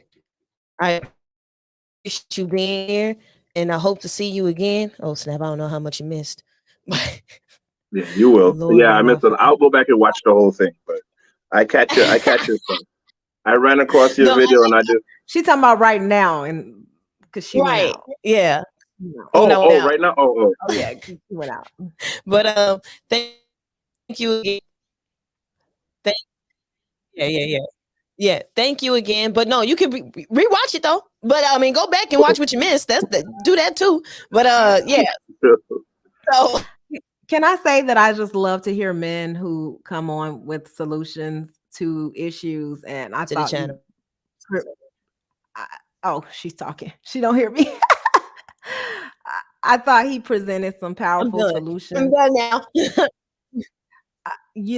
I thought he presented some Mhm. powerful solutions to some of the problems. Like, if you notice that, like me personally, I try not to give solutions because I really want men to, right? I really want you guys to tell us what we like, because I think that you guys probably have the solution. We've been listening to women for a long time. It hasn't been working in our communities. Like, I, I do think men should be more of a Yeah. voice, and I appreciate when I hear men like you speak about things that we could do that's very simple that will more than likely change the entire culture. So I appreciate that. I do. I thank you. I think what it is that is trying to do something I've never seen, Right. and I think that's what it is. People come up with horror stories of woulda, coulda, shoulda, but then they've never seen it work. And then when they see it work, they call it a fairy tale or it got to be something wrong or whatever. I've been a horrible husband until I turned 35 years old. And I don't have a problem with admitting it because I had some growing up to do. But she stuck with me. That's real. Marriage is work, it's a job. It's a full-time job and you can't take breaks. And I'm not afraid to admit it. Because I sit down and I have boys. I have young men. I have 3 teenagers and two big kids and 3 young men. And I have to sit down and be able to explain things to them logically. so that they can understand it. Mathematical equations, problem solving, so they could see it and understand. You know, it's like to their advantage. They're on the autistic spectrum. They got ASD, which makes it difficult for them to understand. However, it takes the patience to sit them down to explain this to them. You ask them, they'll say, Daddy said you have to find a wife first. You have to find a work, and then you have to have the house, and then you have the wife, and then you have the family. It's like, why is that so difficult? Why is it, and it's just something because nobody has seen it. And because you haven't seen it and you hear all of these wild stories and you hear all these horror stories and, oh, this is what's going to happen. What's going to happen. And it's like, okay, you can get hit by a car just by going outside. It don't stop you from crossing the street. But it's a lot of long-term goals with short-sighted eyes. People don't think the next 20 years, and then 20 years, and I'm speaking from straight facts. These 18 years that I spent with my wife really went by pretty quick. So little do you know, you'll go from 20 to 40. And it's like, oh, wait a minute, I should have did this, should have did that, because you had short-time eyes for long-term goals. And that don't work. You got to think about it. What do I want to do? Where do I want to be? Where do I want to go? How do I want to live? What's the easiest path? The easiest path, you find yourself a sensible partner where y'all can just hash out a sensible deal. I'm going to work this amount. You're going to work that amount. And then when you get pregnant, then I'm going to work time Okay, and a Greg, half. I'm gonna slow you up. Greg, Mhm. Greg. Okay, I'm gonna slow you up. I got somebody on the panel Oh, who not a wants to problem. Oh, I'm sorry. I'm who sorry. wants to I was getting charged up. I'm sorry. This is no, my apologies. And thanks again. And no, I'm going to it's cool. continue to work. Dang, man, what happened to you? Okay. All right. Thank you. I appreciate you. I don't know. Did you leave? Why did you leave? The last person that was up here. Anyway, okay. Thank you for being here. Appreciate you. You know. Matter of fact, can you stay in the background? I'm gonna remove you. Okay. Because I have someone and I kind of want I'm gonna allow him to say a few words and then if you guys converse, it'd be cool. All right. All right. So I have Miss Colette. She's getting ready to leave us. So she's getting ready to leave us. I'm gonna go ahead and give her the spotlight. Yeah, man, anything that you want to say before you head out? Let me unmute. Oh my gosh. First of all, this was so fun. I actually stayed way over than what I was supposed to because it was so fun. I was actually enjoying myself. Juana, you are really an amazing woman. And I loved your stance and you're like, I'm not backing down. So I appreciate that about you. I salute you as a woman, as a Black woman, as Juana Cheeker herself. Um, Chicago, I appreciate you so much for inviting me on here. Sometimes I feel like these conversations are had and they're had and they had and they had, and we're just like going around in a circle, in a circle, in a circle. And what is the solution? But sometimes it takes someone like you to redirect the conversation, reintroduce it, um, and putting together different ideas, different people coming together and putting in their somewhat solution because we don't have all the answer. So I appreciate you putting this panel together. And Inya, I believe that's her name, that was here, her not being married and her not Yeah. having kids, it was amazing for her to be here as well to soak up the information from us, and to also hear from a person, hear from a young lady like herself, what is going on in her generation, what is going on in her mind, as far as not being married, not having kids. What does she had to add to the conversation? So overall, you did an amazing job with putting this all together. I appreciate you so much. And I definitely want to make sure I highlight the fact that I do not have all the answers. I don't know everything about marriage, but I've been married for 11 plus years, and I figured out some things along the way, and I'm still figuring out stuff. Trust me, I'm still figuring out stuff. So I want to be able to give whatever information I have, and whoever I could bring on my show to help give information for young people who are looking to get married, especially our community that are looking at people who look just like us, who are looking to get married, because I definitely believe that we have not been taught, for a certain generation. My generation was not taught to be wives, how to be husbands. And this is the time that if we know something, let's put it out there. If it catches the ears for whoever want to hear it, great. Whoever don't want to hear it, that's fine. I, we can't make them drink the water. So come on over to my channel if you guys want to hear everything about marriage, the good, the bad, the ugly, and everything in between. So that's it, guys. Check me out tomorrow at 12 noon Eastern. I will have Victor Freeze on there, and we're talking about marriage in the military. Should you get married before you go to the military or after? Let's talk about that so we could find out why is the divorce rate so high. Um, that's it. Thank you again, Charae. No problem. And again, you guys see her channel down there. I'm gonna make sure I go put it in the chat again so that everyone will be sure to go ahead and subscribe to Miss Over the Top W.M.E, aka Colette. Okay, you guys. Thank you again for being here. I appreciate you. I had a good time, and thank you for your kind words as well. That means something coming from you. So I appreciate that. Thank you so much. Thank Thank you. you, Have a Colette. good I night. didn't. I didn't. Oh, I was gonna tell her I didn't get no kind words. I was just joking. You know I had to say something, Sheree. Okay. Silly. Let me go ahead and bring up another one of people who want to come up here and have a conversation now. This man right here, hold on. When I do this introduction, I can do it right. This man right here. Now you done seen him in the YouTube streets. Stir the pot. I mean, the pot be stirred.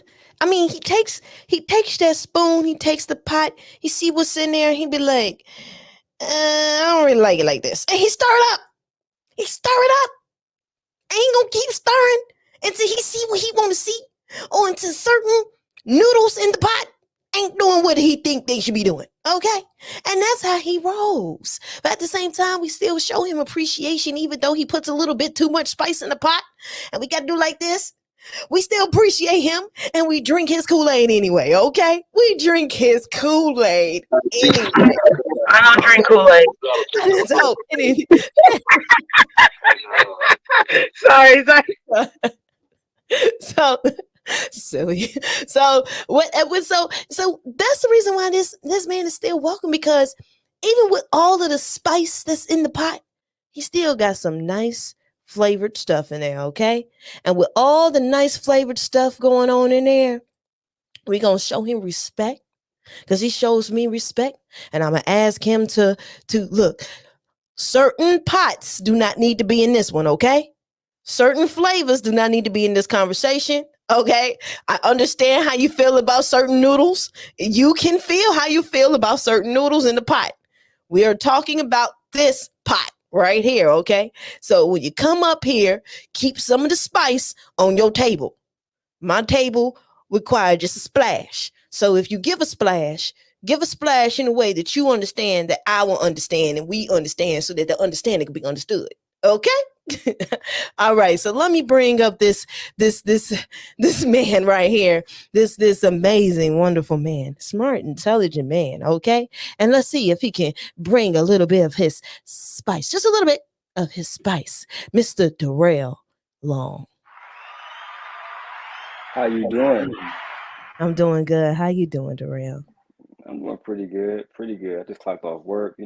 Life is going really good. I'm not gonna spend too much time on the panel. How you doing, Tawana and Lady Queen?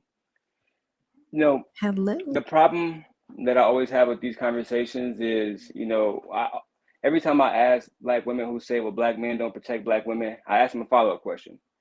Do you know any black leaders, and how much have you supported them? Right? How many times have you written them?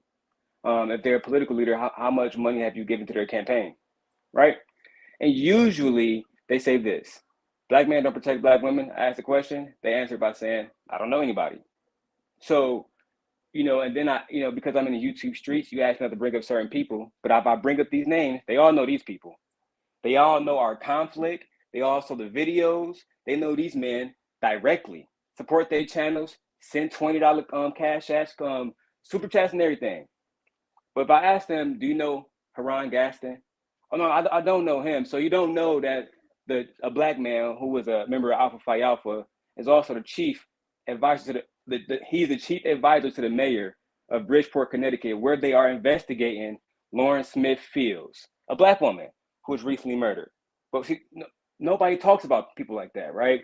It's easier to talk about who people like me get into it with because it's drama, right? And if that's Queen from Knowledge and Relationships, then the last time I spoke to her, we were all on a panel basically together where it was different Christian people who were supposed to represent the higher power. What are they doing? They starting drama. So no, the whole thing is, and I asked those men and other different men in these YouTube sectors that I know for a fact, people who was just on this panel call these people leaders. Hey, last time I was on these guys' page, do you talk to your local leaders?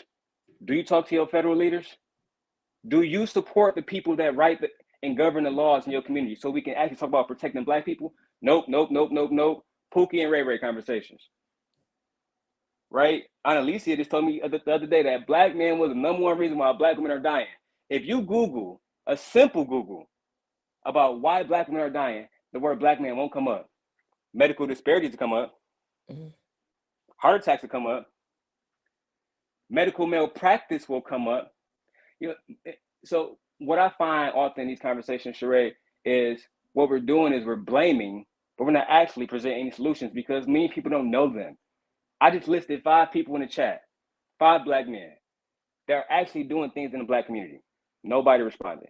And it's not that they didn't want to respond, because I guarantee if I had listed one of those names you asked not to bring up, everybody would have something to say. Mm. Right? So, and I experienced that all last year. You know what, guys? I did a whole video about Black Lives Matter. There was a young man, he's African. He started a new Black Panther chapter in Lansing, Michigan. More people have saw videos of me arguing with 2 40-year-old men, one of them in his 50s, than they did that video. And they couldn't even highlight, right? We worked with Black Girl MSU for that in particular event. So I was out there with all black women for the most part and white people. My whole point is we have these different groups of black men are actually doing things in the black community and across the globe and domestically. But we don't spend a shred of research actually finding these men, right? We find people who are on Patreon pimping. We find all these different people and we invest with them. 50 here, 100 here, 1,000 there, right? And then I ask this question, who are you supporting, period? I mentioned how the state of Georgia had their first black senator. He's undoubtedly protecting black people. I mentioned on plenty of different panels that black men were marching for Breonna Taylor. That's how they got the no-knock warrant that's going to make sure there's not another Breonna Taylor. But we don't want to talk about that stuff. If we want to talk about men have to have discipline, all the issues are men fault, and all of us have been in relationships before that may have not worked out. Name one relationship that it was like all one person's fault. When something happens, it's usually at fault of both people. And no other community is going to say, you know what? Men are the only reason why blah, blah, blah, blah, blah. And Charae, I get so tired of this. I talk about black men being 80% of all suicides in the black community. You know what black women don't tell me in response? How they can narrow that number. Never once. But those same black men are supposed to go out and defend them from people who they wouldn't defend us from. And let's go ahead and argue that one too. Black men need protection and black women got to protect them. You know who, Charae, who was the number one group of registered people in NRA, that whole Guns in America, could you guess that group? Go ahead and tell me, Darrell. White women. Mm. White women. Right? So when people was telling me don't talk about certain people's wives, imagine if you go to one of these white men and try to destroy them. You think they wife not gonna up tool on you and destroy you? Right, right, right. So at the end of the day, what we're doing is competing against different communities who are undoubtedly, unquestionably, unfathomably protecting each other politically and with blood. In our community, it's the exact opposite. Not only do we not support the people who are doing these different things, right? We don't put money into none of these different conglomerates that are doing exactly what the women are asking men to do. We put the energy into, again, I'm not gonna name these people, but I spent a whole year people hitting me up randomly, whether it was you, Charae, or other different people saying, hey, shouldn't be talking about that man's wife, shouldn't be, because they was and granted, Charae, me and you did talk about other different things. But I'm saying that I have more black people, black women talking about A, B, C, and D.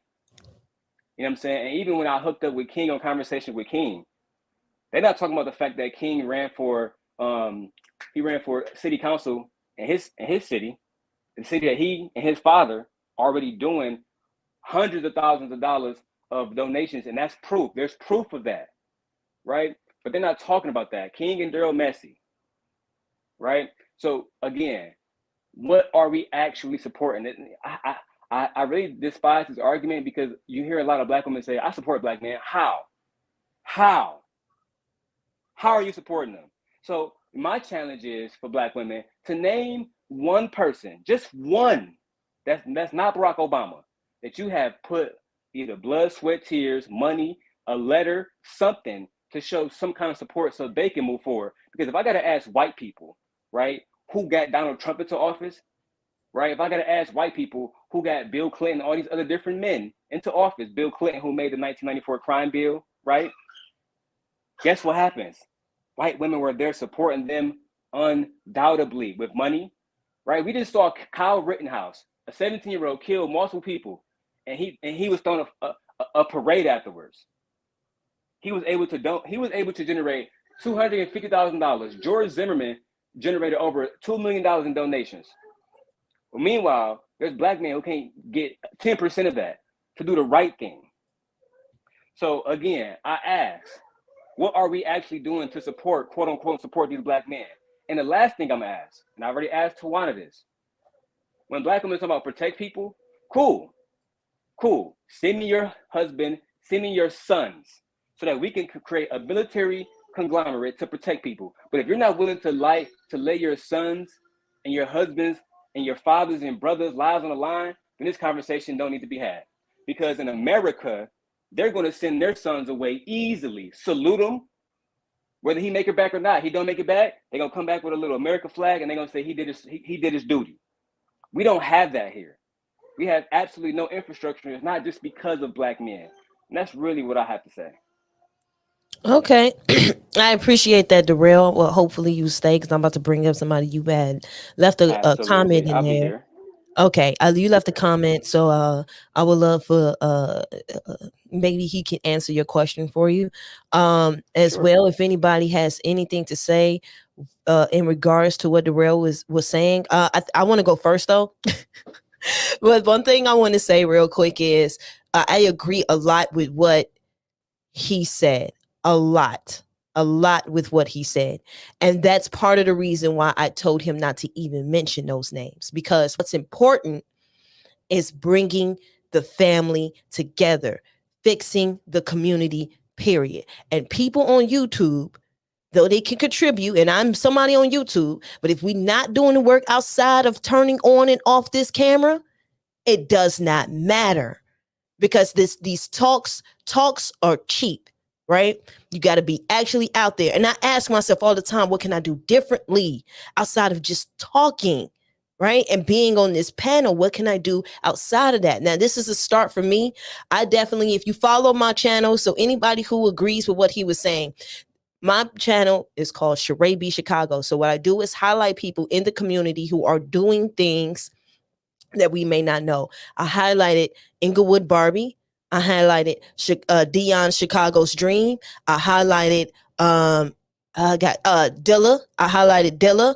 And I highlighted it's one more person. For some reason I can't think of this last video I did. I highlighted a woman, the Ela's Ela, the platform that she's on to dance. The woman that holds that studio, who's giving other women opportunity to go ahead and do something that they want to do, and anybody who wants to have an opportunity to record videos and all of that sorts, music videos.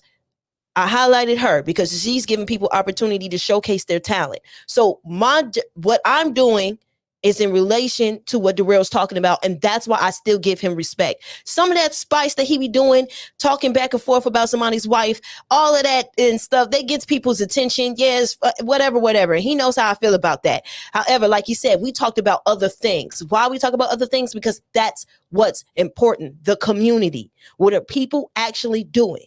Inglewood Barbie feeds the homeless, and she calls them her friends. You can't even call them the homeless around her.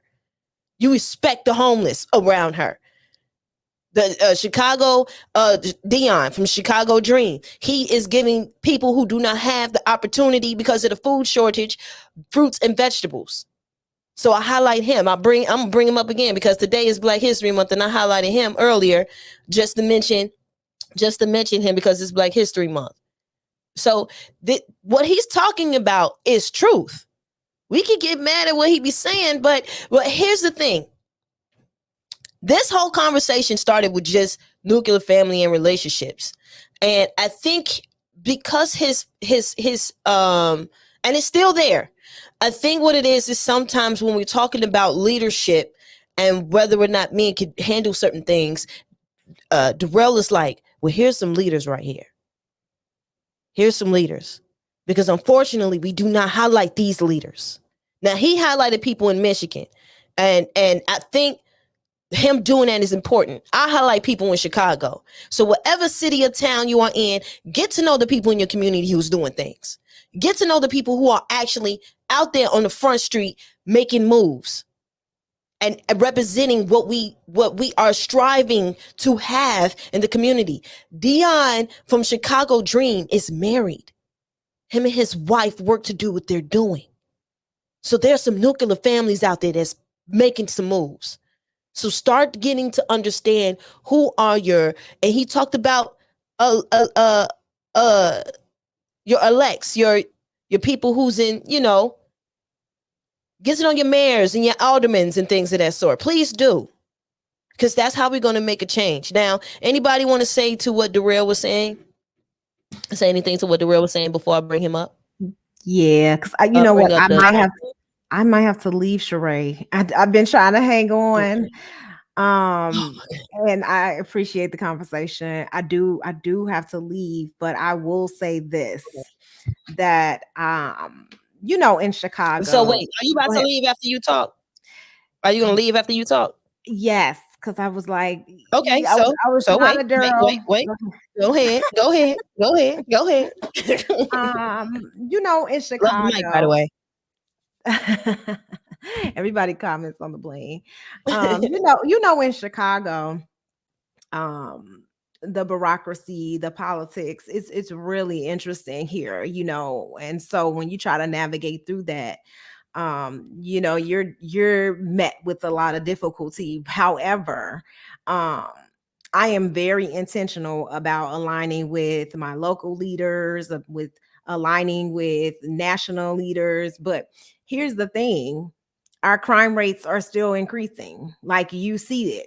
You see where the money is being spent, and it's not in our neighborhoods. And I fight with it all the time, and I talk about it all the time. And my experience is still the same. Even if there are other leaders in other communities stepping up, our city is still suffering. And so I stick by a lot of the things that I said. I do think that individual women get protection, and I do think that some women are more protected than others. And obviously, I just want that idea of protection to improve amongst all of us. And I absolutely feel like highlighting those instances is great.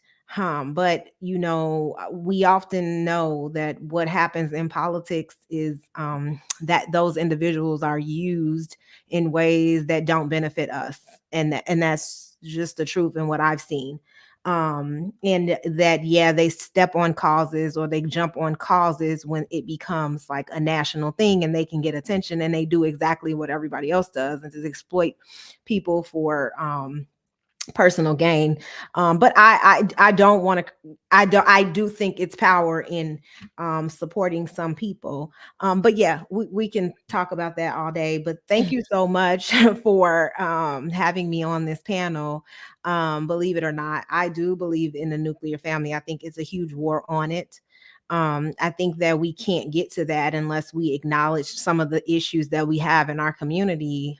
We really, really deal with those issues and create real solutions to them, then I think we will naturally partner and be nuclear families when we start to address real issues. And even if it is a subset of us who are really for this movement and really push for these changes, I think that would make a big impact, and it will start to show in our communities.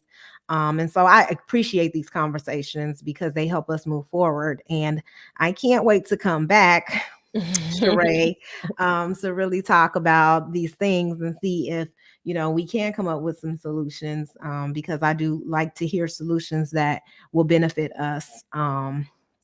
And I don't like just the dog and pony show. And you know what I mean by that. It's like we just say whatever and then we really don't do anything to change our behavior. So let's just, like you said, let's get them some solutions. Let's move forward.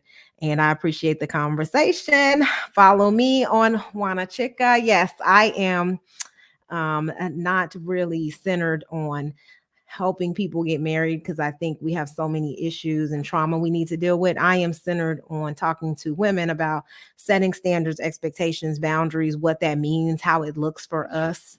And I hope that that will, in fact, change some mindsets and change the culture. Okay. So follow me. Thank you guys so much. I appreciate you. And Oh, shoot. go ahead. Go ahead. Go ahead. Nice. I was trying to push the other button. I'm so sorry. Okay. Thank you so Oh much. Lord. But thank you for being here. I really greatly appreciate you, and I appreciate you being here and taking your time out to have a conversation with us. Again, you guys, please go subscribe to Juana Chica's channel. I definitely put it in the comment section. She has great conversations over there, and please drop some jewels in the chat when you go over there. You see how she be dazzled her mic? That's how she do it over there. Okay, she keep it all sparkly. All right, so you guys, please be sure to go subscribe, and thank you again, Juana. All right. So Queen, you got something you want to say? No, I'm listening. I have something to say in a minute.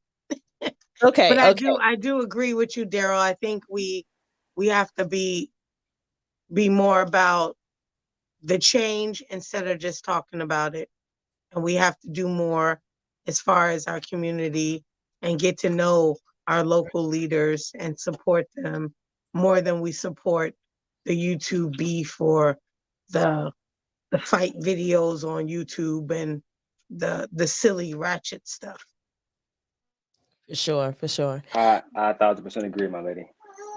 So let me go ahead and I see somebody in the background. I think but before I bring you up, I'm gonna bring him up because I know he just want to say hello. Before I bring up this last person who's been sitting here chilling for a second, I know he want to come up here and say hello. So I'm gonna let him say hello, and then we're gonna have the conversation between Darrell and the person that's sitting backstage, because I think between two men having a conversation about this particular thing is very important. So let me bring up this particular person, who is over there. He, every time you see him, he gives a shout out. He gonna let you know he love you. He gonna let you know he appreciates you. He always bigs you up. You guys talk about my intros, then y'all should hear this man intros, okay? This man intros be lit. Okay, he come in, he gonna let you know exactly what he thinking, how he freaking feel about you. He gonna big you up, give you some shout outs and all the other stuff. Plus, he comes from one of my favorite channels. If you don't know my other favorite channel, that is Knowledge and relationships. So you guys may know who I'm about to bring up. And anytime, just in case you guys need a hint, because he didn't see my impression of him, let me go ahead and do my impression of him real quick. Let me do my impression of him real quick since I got him backstage. Here's my impression of this man real quick, real quick, real quick. Hold on. Because real quick, hold on. Real fast, real quick. Let me go ahead and give a shout out. Yeah, I see somebody in the chat. I see him. I see somebody in the chat. Yeah, shout out to Victor Freeze. Shout out to Victor Freeze. Thank you. Hold on. I'm gonna let you finish. Let me just make sure that else I give a shout out to this person in the chat. Got to give a shout out to this person in the chat. Okay, yes, Victor, I see you, baby. Yeah, we in here. Okay. Shout out to everybody from Knowledge and Relationship. Shout out to Queen. Shout out to Darrell. Shout out to Rail. Yeah, baby, I see you. All right. All right, now that's my impression. He wanted to see his impression. That's his impression. Great job. Thank you. I appreciate that. So let me go ahead and bring up this person real quick and watch you come in and be like, hey, baby, I see you, CharaeBChicago. Let this man give me some love. All right. To Mr. Best in the World, 84. For real? That's what we doing? Yo, I can't have the discussion, you know what I mean? I'm trying to be serious and all that, you know what I mean? You just gonna do that to me. It's my way of showing you some love, you know. I'm showing you some love. Thank you. I appreciate it. But I do want to have the conversation. You know You what do? I mean? Yeah, I do. Most definitely. You know. All right, so yeah, he can stay for me and that other young man's dialogue. You say it one more time, Darrell? I said he can stay for me and that other young man's dialogue. Absolutely. So I'm gonna bring him up now.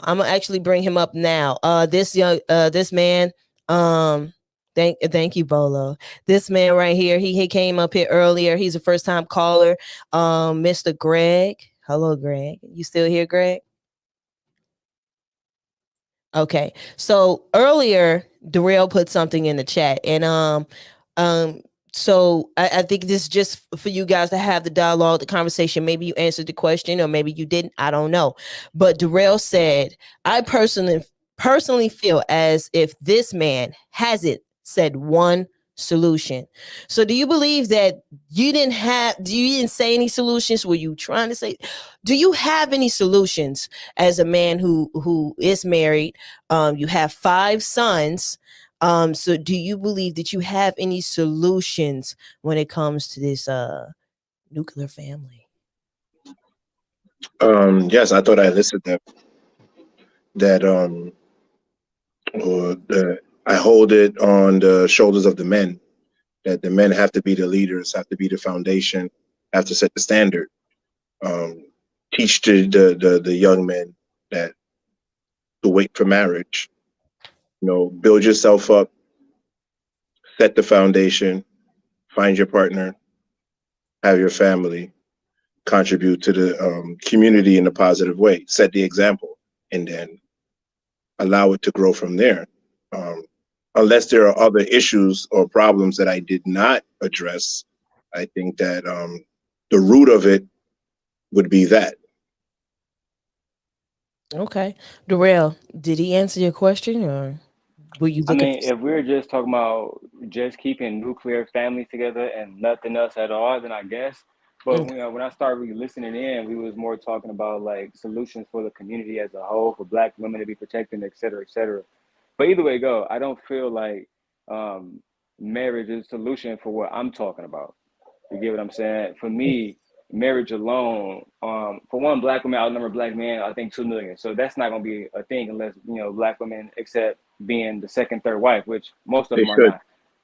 But they should, but they're not. At the end of the day, and if they were, they would have done it already.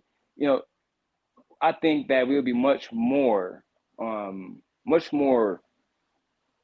better off if we actually focus on political power, not just voting power, right? When I say political power, there's certain different groups of people who, if you mess with one, you mess with them all, right? They all end up leaving. You mess with one Mexican on certain jobs, they all leave a job.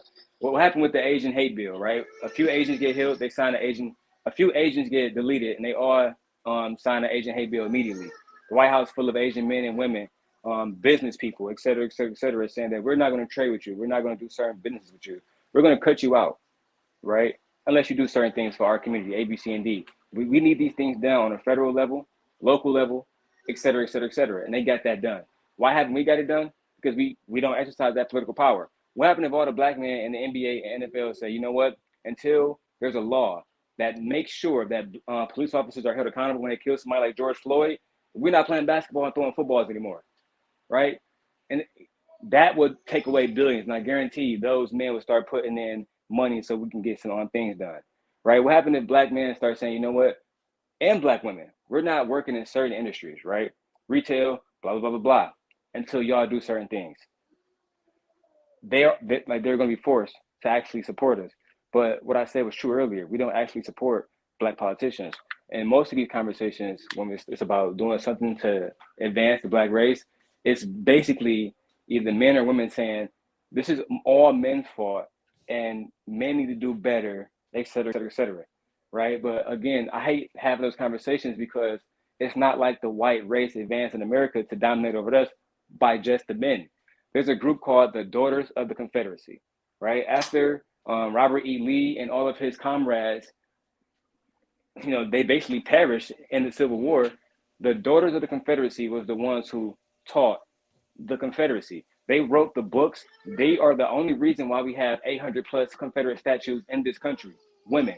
So women made sure that those men and their priorities, whether it was enslavement, whether it was involuntary servitude, whether it was using people to make money for themselves, whatever it was, they kept it going to the point where you can go in Georgia and Florida and pick up certain books. It's going to say that the civil rights is not about slavery, but instead about Southern heritage. So my whole point is, where is those type of books for black men? Where's that kind of effort to put a black man ideology on the top of the totem pole, to the point where Mississippi has the state flag, the Confederate flag still, right? At the end of the day, the Daughters of the Confederacy and white women and other different women of other races, they help their men. Not, they don't ask them, is this right or wrong? Bill Burr, the last thing I'm gonna say before I get out of here is Bill Burr had a very, very, very good dialogue where he said, white women hijack Black Lives Matter. But they was the same ones who was collecting blood money during 1921. The MOVE movement happened with John Africa, where they bombed his building in Philadelphia. That was in the 80s. That was like a few years before I was born. They would never allow that to happen to a white family. Not in a million years. But we allow it. You know what I'm saying? They would never allow certain things to happen, like, us coming into their communities, raping, pillaging. They would never allow it. And that's why I mentioned, until we actually have a real political movement that's basically protected by brutality, because there's not a single senator, governor, elected sheriff that any of us can take out any brutality against without expecting men and women officers to come and basically put a bullet in one of us. But when it's the other way around, we can't do nothing about it from a political standpoint or a brutality standpoint. And it's not because of marriage. It's because of lack of unity. Just that simple. And because of cowardness. Okay, I agree with a lot of what you're saying. I'm just gonna say this real quick because I hear you. A lot of togetherness, those starts in the home, and that's why the nuclear family is so important to me, because working together, how can we work together if we can't even live together? So it's so much, they kind of go hand in hand, in my opinion. I do agree that those things that you are mentioning are very important. However, that is a lot of lack of education that is being brought in the Black community. We are not being educated enough to understand the laws and who we should be paying attention to, instead of just the presidency. We don't understand that the alderman is the first person we need to speak to, and then it trickles down from there. So I think that that, unfortunately, what you're talking about is definitely important. However, we are so detached from each other that my focus is for us to come back together, because we have to build some type of idea of community at home first before we even understand the community. Greg just said earlier he didn't even understand anything till he was 35. Now there are 20-year-old, 22-year-old, 23-year-old men who are out there raising and keeping a family together, and a lot of those men that are able to do that because they have other nuclear families that they grew up with that taught them how to get a wife by the time they was 22, 23 years old and have a family. That is a part of the reason why. So we can't even understand how the community of trickling down from family to communication to communication to neighborhood from neighborhood, from politician to politician, until we can actually like talking to each other, until we can actually like communicating with each other, until we actually start liking to live with each other. So a lot of and I agree with a lot of what you are saying. I do. And I think they both play hand in hand. It's just this part right here is so hard for you to even say what you need to say because we don't even know how to live with each other. That's the missing link to me. That's a missing link. It's missing because we could talk to you, Darrell. That's why I big you up, because you could talk to you blue in the face. But a lot of even your tactics was because certain conversations couldn't go further because we couldn't even talk first. And that's not to say whether whose fault it is. I'm not blaming anybody. I'm just saying we saw what happened. Whether it's your fault or somebody else's, we can't even communicate and respect one another. We can't even do that. So to talk about the certain things, we got to get past that. Now, we can still personally teach each other about the politics and the people that are doing things and all of that stuff. We can have those conversations because those conversations still happen. Two things can be true at the same time, and you can work simultaneously. A lot of us can be multitasking. So let's work on all aspects, because let's be real. The Black community have more than one issue.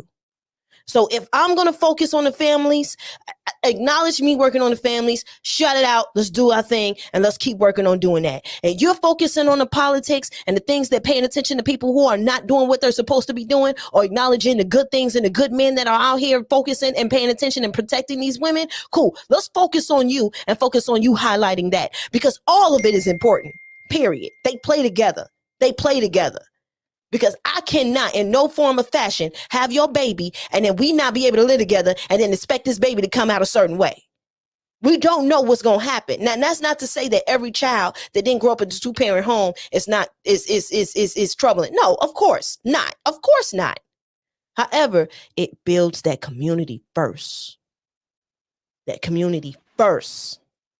Your very first community, before you go to daycare, before you go to school, before you go to your teachers, before you go to any program, before you go to karate class, your very first community is the one that your parents built for you. So that's my only thing that I have to say about that. Did you want to say something, Greg? Yes. Everything that I was going to say, you said. Oh, and, I'm so sorry. Because it's on point. And to what Darrell, that's how you say your name? Yeah. I agree with you with the politics part. I'm the first U.S. born in my family, so when it comes to U.S. history, it's coming from lovely ignorance, because I don't have the generations to this specific soil. But okay. I think what it is, how I view the melanated community here in the States, is that we are inherently conservative, yet we don't vote in that direction, nor do we plan our finances in that direction, nor do we plan our families in that direction. And I think that creates such a high level of disruption in our growth, because we are doing everything against our own interests. Like in my house, we practice, the 3-box rule, like I was saying earlier. My box, your box, and our box. And my wife and I, 50% of our income goes in our box, and the other 50% goes in my box. 25% goes to savings. The other 25% goes to my spending money, probably even 15. I'm bad with money, so mine is 10%. But what it is that when you have that type of financial planning, you're setting yourself up. But it seems, in that the culture that we live in now don't practice combining incomes and being financially literate. We live in a materialistic world where the people that look like us, they get off on feeling like they're accomplished by what they can purchase, not what they can keep. And it's odd and troubling. I come from a family of farmers, so trying to keep things is what it is that what we do. So when I see people who, because I'm from Brooklyn, so when I see people living in the projects but driving a Beamer, it's confusing to me that you could have used that money and invested in a home, buy a plot of land. It could even be a little sliver, but that's yours. You own something, and you could grow it X, Y, Z. I don't know if that's U.S. The current culture. If that's what it is, that's how it's taught. But that's not how I was raised, And maybe that's why when you said about the solutions, I may have come off a little odd or weird. But it's like I grew up in a very conservative family, and a lot of issues that I encountered here growing up, it's confusing to me because when I go home, that's not what I see. I see families. Even if you're not married, I see families.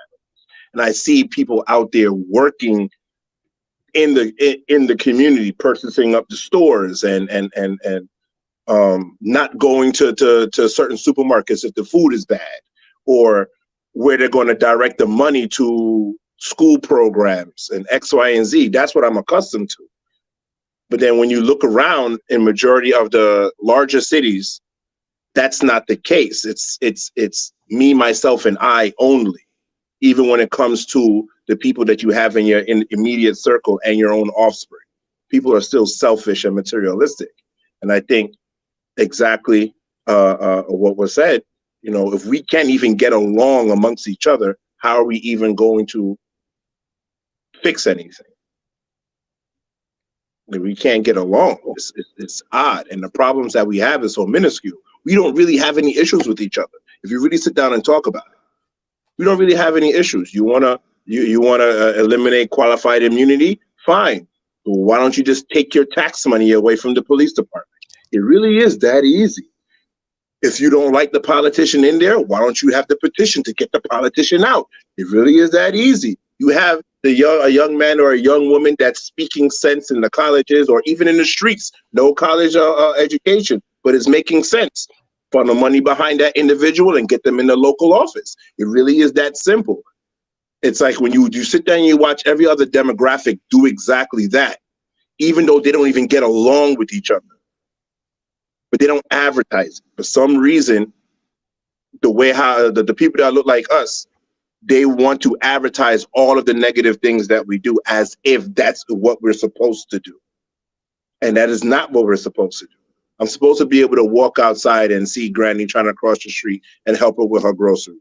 I'm supposed to be out there and see old man Charles at the supermarket and he trying to get his vegetables and I go get it for him. Matter of fact, old man Charles, don't leave your house. I got you. What you need, I'm making a store run. That's how I grew up. And I honestly thought that all the communities were set up the same way until I got out of my little bubble and seen the rest of the world and not the rest of the U.S. And I'm looking at it like, this is confusing to me. Like you out there chopping each other down for what? For a block you don't own? You out there peddling drugs to people that look like you in your own communities? Why? It's confusing to me. It's real easy to shoot the next poor person in your neighborhood, but then when somebody else come in and want to do something, you want to sit there, cry, and march. Like, I don't understand this. It's confusing, and the core of it is inside of the home. Don't have children unless you know that you could deal with that individual for the rest of your life, because you have a life together. If you can't do it, then don't have the child. It's really that simple. If you begging so bad to have a child, and if you're a woman and you want to have the child and the man don't want to have the child, you should be able to walk away within 3 months. without any issues. But that's not law. You know how you make that law? We have to push that. Because the same way how within it was brought up, the 90-day rule, the 90-day rule came about. If a woman don't want to have a child and I want the child, I can't tell her that she have to have the child. But if she want to have the child, I don't want the child, she shouldn't be able to tell me that I must care for this child. You know, government aid should stop going to single people, like how it used to be. It used to be only for those who were divorced. Now you have incentives for you to do whatever it is that you want to do, and taxpayers' money going to take care of you. So there's no real incentive to fix anything. I mean, you're getting like $60,000 roughly just for sitting on your behind with having a child. But then you got people out there really working hard, missing their whole family just to make ends meet. But then if I don't take care of my child, I end up in prison. So these are real. These are things that don't even need to be spoken about anymore. We, too much hot air. You got time. You got to beat the streets and do something. And every time you go out there to go beat the street to do something, you have people that look like you that stop you because they like to vote against their own interests. And that's real. That's also one of the huge problems that people don't want to talk about. This is line up what it is that you believe in and how you see not yourself, but your next generation being productive, and watch everybody, majority of the people are voting against their own interests. I like what you're saying right here. I want to make sure I let my person in the back know. I definitely see you. I'm gonna bring you up in just a second.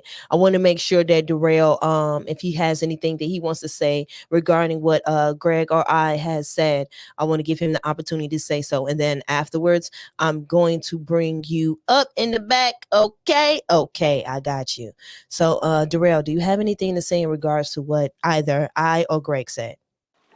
I think that you know that makes a lot of sense. Me and him already agree that if marriage was to be a big solution, because women, black women in particular, outnumber black men by at least 2 million, that they themselves need to start, coming up with the idea how they can accept being second and third wife, because that's the only way that that's really going to be a big deal. Otherwise, most of the women are going to end up not being married, and because those 2 million women still have sexual desire, that as human beings, they're going to go out and have sex, and maybe most of those women will get pregnant, right? So to the marriage point, I think it'd be a more realistic argument for me to digest if that part was able to happen. Because if every black man got married in the country, we still got millions of black women who would never ever have a husband under the traditional way of thinking now. But I still think that also, like Greg said, other cultures work together no matter if they, have the same views, whatever, right? Sunnis and Shiites work together.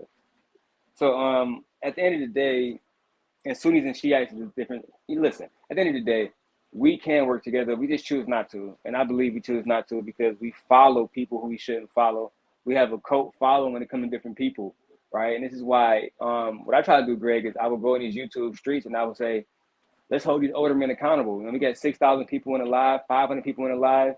Can you, OG, married or not, can you talk about what you're doing in your community? Nope, nope, nope, nope, nope. Let's just, have a fucking entertainment show. And that's oftentimes what young black men like myself run into. This is why I mentioned Haran Gaston from the beginning, who's also a member of Alpha Phi Alpha, because he was the chief advisor to the mayor of Bridgeport, Connecticut, where Lauren Smith Field, a black woman who was recently murdered, where her investigation is happening. And I spoke to him recently.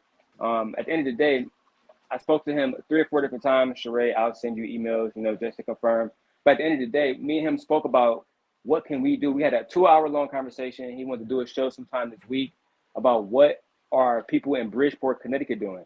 I put out a list of things that black people could do, calls to action, right? The mayor's email was on there.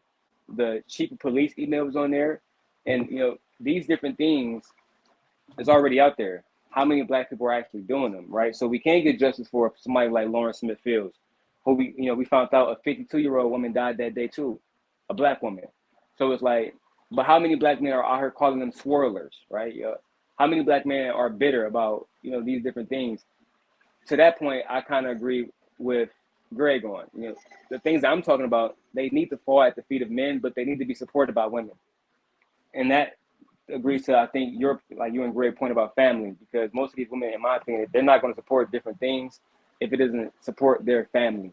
But that's all I'm gonna say, guys. I definitely Okay. appreciate the love, and Greg, peace, Queen, peace, Mr. Best, peace, Charae, peace. You guys have a great night. You as well, Darrell. And you guys be sure to go follow Uncut Darrell Long, Uncut with Darrell Long. Be sure to go Yeah, subscribe to yeah. his channel and support him. He does talk a lot about mental health and what Thank you, man. people in the business are doing and what they're doing in the world now. If you he does keep spicy sometimes, but hey, if you watch enough videos, you gonna find some gems in there, okay? You're gonna find some gems. Now, I didn't give Mr. Best in the World the opportunity to speak once, but before I do that, I'm gonna bring up my guest and then allow Mr. Best to say what he needs to say. So this person that I'm about to bring up here, I know she probably got some things to say herself. Um so I want to say, hey, ma'am, this woman right here comes into the chats and she be dropping that knowledge, okay? And plus, the way she talk, like her accent. Let's just be 100. Her accent is so fire. Like I love her accent. It's absolutely like amazing. I love accents first of all in the first place, but there's certain accents that I really really like, and her accent is one that I really really like. So I kind of fan out just a little bit to hear her speak. But she's very intelligent, and that's the reason why I have so much respect for her, because the things that she says, whether she's able to look at different things and have a point of view, but she's able to see it how she sees it and bring out the intelligence out of the situation. And I like that. She pinpoint just for a second. She goes, hey, okay, I hear you. But then she dropped that gym real quick. She be like, so I want her to come in here and do a little bit of that. If she can, okay? You guys give a warm welcome to Miss Candid Ann. Hello, everyone. How are you guys doing? I'm doing great. How you doing? Hey, sis, Good, good to see good, you. good. Right. Hello. So I'm sorry that Darrell left because I loved a lot of the points that he made. And similar to, I just find that both you and him are both right. And I just wanted to point out a little bit of some of the things that he was saying that I really agreed with. And I just wanted to add, like you said, a little extra to it. It's okay. Bam, there you Yeah. go. Before you do, because he's been sitting here and he hasn't gotten a Yes, chance to speak, I want to give yes. Mr. Best in the World an opportunity to speak. Go ahead, Mr. Best. Ladies first, though. I'm always a gentleman. Ladies first. Okay, Candid, all go right. ahead, have the floor. Oh, I appreciate that. Thank you. Very sweet. Thank you very much. I appreciate it. I won't be long because actually packing to go on a trip tomorrow. So I promise I won't be too long-winded. Right? I ain't gonna give you the long, what is it called? The long stroll. I'm gonna give you the slow wine tonight. The slow wine, right? So, yeah, he was talking about there was one comment that Darrell made about like if you're not willing to put your son's fathers and on the front line, then this conversation ends and stuff like that. And while I love Darrell's passion, like I've told him multiple times before, whenever I think about him, I think about fire, because fire is something that we need to survive. It comforts us. It gives us warmth. We cook our food with fire, but as you know, fire can also be destructive, right? And so, not to talk about Darrell, too much, but just to get to his point, some of us are not Darrell. Some of us are meek. Some of us are nerds. Some of us can't be on the front line. And so that's why I love Cheryl's point about community, because while we're fighting this battle, I think there's more than one way to do it at the same time. So while Darrell is needed, that passion, we need soldiers like him doing what he does in the front line and for politics. I can say that I can't do that. I can't. What I do is I work my behind off at the hospital. And when I see a Black man come into as my patient, I know what I do. I know how I go to back. I know how I sit down and I give you information. I take more time to explain certain things to you. I know what I do, and it might not be seen. It might not be the front lines, but like I said, some of us are nerdy. Don't discount some of us that are a little bit weird and nerdy, because we might be opening the back door for you to sign your mortgage, to appraise your house. Right, might not be on the front lines, but you see that black appraiser, the discrimination in the housing market. That black appraiser might be able to get you the proper appraisal of your house in order for you to move forward with what's due to you. There's a lot of things that we can do. My point really is just that there's a lot of things that we can do, both in the front line as well as the back office, that progresses us as a family, as a community, like Cheryl was talking about, the family Correct. unit, but just as a community. So I just wanted to raise that point because, while I love his fire, and I'm just like, go brother, go.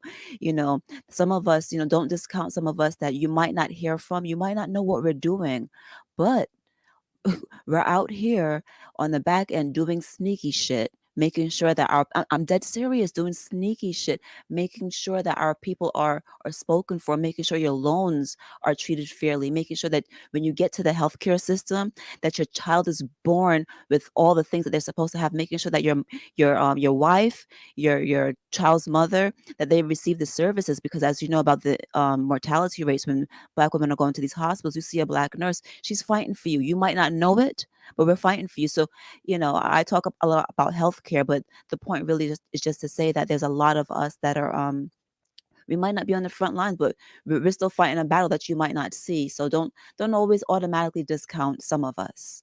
Right. So that's all. I won't be, on here for long. I love this conversation. Absolutely love the conversation. So I'm going to drop down. I don't want to be too long winded. And Cheryl, I don't have an accent. What are you talking about? I don't have I don't have an accent. I don't think I have an accent. Do I have an accent? You have an accent. You have a beautiful one at that. So Thank you. I you appreciate that. I really, really appreciate that, because I've been struggling with stuttering Mm. and trying to speak clearly. So I appreciate that more than you know. I really do appreciate that. Just trying to get my thoughts on. That's why I participate in panels, just so that I can learn how to speak clearly, and so that people can understand me, because I can go off into my Caribbean accent and no one will understand what the hell I have to say. So yeah, that's it. I'm gonna drop down. I'm gonna mute myself. I'll be packing and listening. Okay. But yeah, I'm gonna drop down for a little bit. So that's all I want to say. Thank you for this great conversation. It's been wonderful to listen to. Thank you. I appreciate you for being here. I really do. Thank Thank you. you, babe. Thank Thank you. you. Have a good one. All right. So oh, and you guys be sure to go subscribe to Candid Ann. Candid Ann is one of those women that she's pretty dope, man. You heard what she said? She's pretty dope. I love it. I love it. And I love the fact that she came up here. So Mr. Best in the World, Yes, 84. what's going on? What's going on? What did you want to say to the conversation? I'm gonna keep it brief. You know what I mean? Okay. But a little tired, but I'm gonna keep it brief. Just been putting out a lot of content, you already know. Um, but with that being said, shout out to everybody in the chat, DJ the King, not your relationship, Victor Freeze. What up, Vic? You know what I mean? Call me up, Vic. You know what I mean? Hit me up. But yeah, man. With that being said, ooh, man, I would say from my own personal experience that a lot of times, we as black men, we don't know what to do, right? And I faced so much trauma growing up that even till now, that I there's things that I'm just learning about relationships. Period. You know what I'm saying? There's things that I'm adopting. There's things that I'm trying to gather. You know what I'm saying? I think as a community, yes, we need to be more proactive. I think that goes without saying. You know what I mean? We look at each of our major American cities, and the crime rate is ridiculous. It's disgusting. It's demeaning. It's sad. It's disappointing. You know what I mean? And we all see that. So yeah, on a social level, we need to do more. On a political level, we need to do more. Just on an individual level, we need to do more. You know what I'm saying? Um, and I think us having more of a, what do they call it? What is it called? A nuclear family, right? Yeah. Maybe have more of a nuclear family. Maybe that can help things.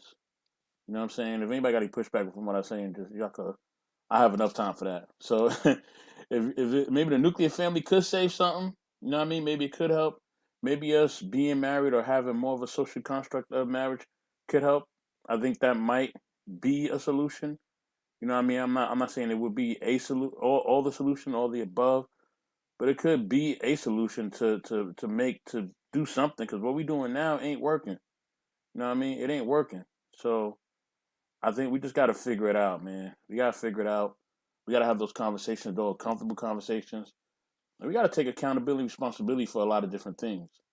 You know what I mean? We can't always just run to the system and say the system is at fault. You know what I mean? And just not just take responsibility for what we're doing or accountability for what we're doing on certain levels. You know what I mean? The system as a whole, yeah, we're not accountable for it because we didn't create the system. We didn't create the laws. We didn't create the statutes. We didn't create the Constitution. We already know that. But, you know what I mean? We do know that, we are responsible for now what we have. You know what I mean? If I give you $5, yeah, you're not accountable for the $5 I gave you, but you're responsible for it now. You know what I mean? The $5 in your hand, what you gonna do with it? You know what I mean?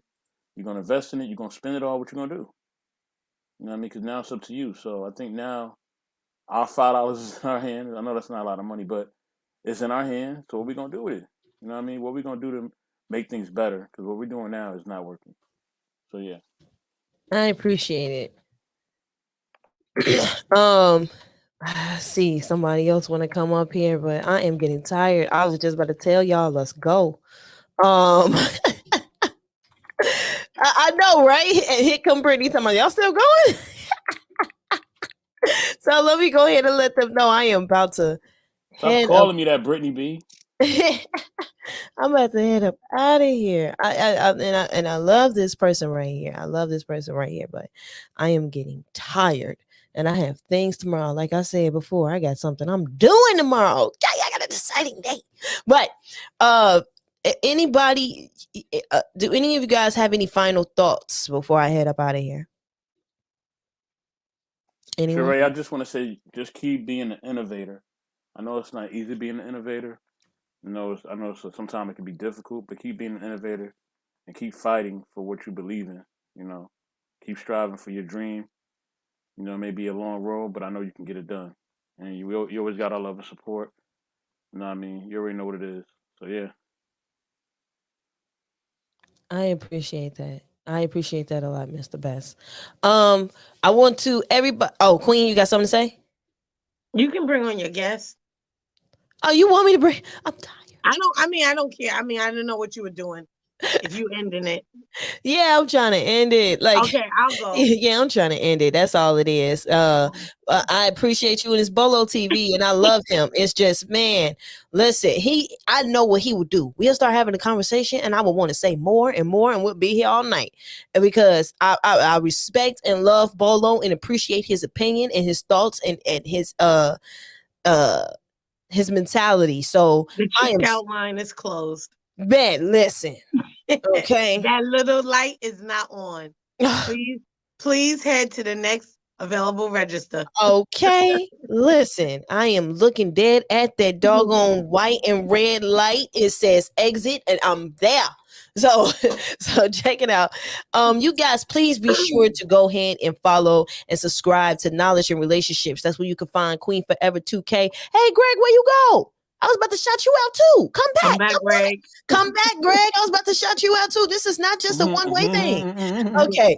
Mr. Best in the World 84. You can Mr. Best 80 in the World 84. Queen Forever 2K. They are you can find them at Knowledge and Relationships. Make sure.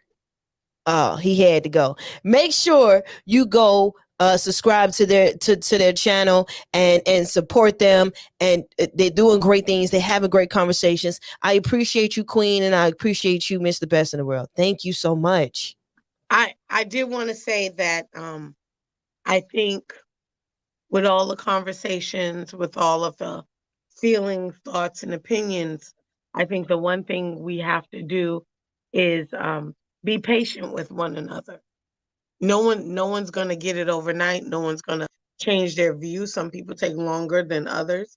And if you have expertise, if you are in the finances. Hey, start doing classes, start teaching. Start, even if you can't teach 20 people, teach two.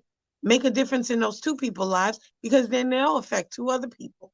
So, and if you are in the community, your political game is up, man, uh go recruit in the kids and do a political debate team. I don't know, but do figure out some constructive way to make a difference versus saying, oh, we're just over here, you over here, you need to do better, you ain't got nothing to say, because everybody's not going to be in that same lane, and it's okay.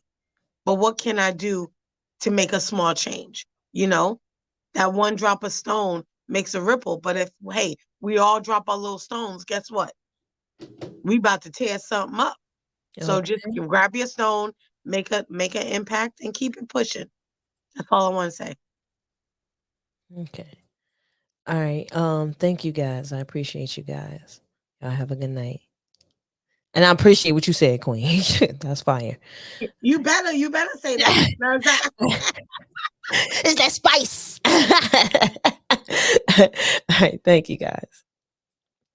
And then, Greg, see, now I saw that you said you have a channel. Yeah, I'm working on it. I Okay. started out my talks on stereo, but then stereo started deleting my content. Mm. So now my son is encouraging me to do YouTube. Okay, yeah. It's go ahead and definitely get into the YouTube spaces. You see, you already got some people who are already asking about your channel. So it look like you already got a subscriber already. Make that too. I'll be over there Good. myself. Thank Okay. you. So just get that channel up. And I appreciate you calling in Yeah, and saying the things that you said and chiming in on the conversation. I never know who's paying attention. So to see that new faces here, I really appreciate that. yeah, I appreciate you too as well. The the one thing that I have something like my father that he said to me, watching TV in his old age. He said that the women need to loosen up and the men need to tighten Mm. up.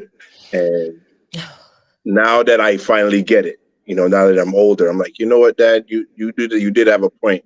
A man of a few words, just loosen Yeah. up, and men need to tighten up. Yeah. And a lot of this single parent talk, people need to understand what that word means. That just means that you're a parent and you're single. That doesn't mean that you're the sole parent. And at the end of the day, that's still a choice. And stop doing that. Your children don't deserve that. If you're not going to give your child most the greatest possible outcome or even upbringing, just don't do it. We need that balance. We need both the masculine and feminine. We need to see the men out there walking the children to school if they can, depending on their work schedule, and being out there after school, be part of the PTA. I'm known as the dragon at my PTA because I don't let up. Like, I don't want to hear anything. You know, Schools ban me because of the way how I talk. So I talk outside. You know, and that's what we really need at the end of the day.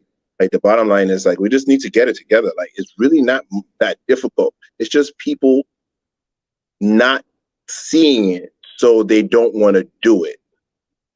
And once they see it and they see it's working, what I notice is that you get ostracized by being in the majority. Like, we have to keep reminding people that we're in the majority. The people who are actually coupled together, whether married or not married, we're in the majority. We're there. We got it together. And the minority is just a very loud minority. And it's one or two things, the violent minority, or if it's the irrational minority, is either we're going to bring them into the fold and correct them, or we're going to have to publicly ostracize Oh, I hey. them. That, And that, that they man, call me a listen, radical, but I think that you got to do listen. it. Yeah, it is so crazy because as women we tend to sometimes we see the best in people and makes it difficult. But I think on the other aspect of it, as men, as protectors, you guys see it as another way. So I tend to understand both sides. So I think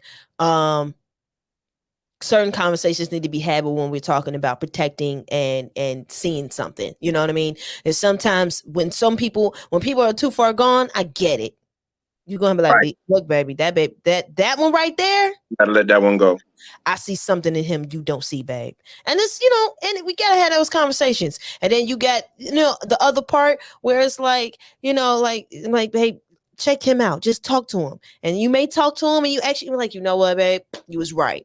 But I think that's the conversation that we can have, because I have this thing about throwing people away. You know what I mean? So, and I think that's a lot of times, sometimes as women, because like I said, we birth the community, so we're going to be attached to the community in a different way.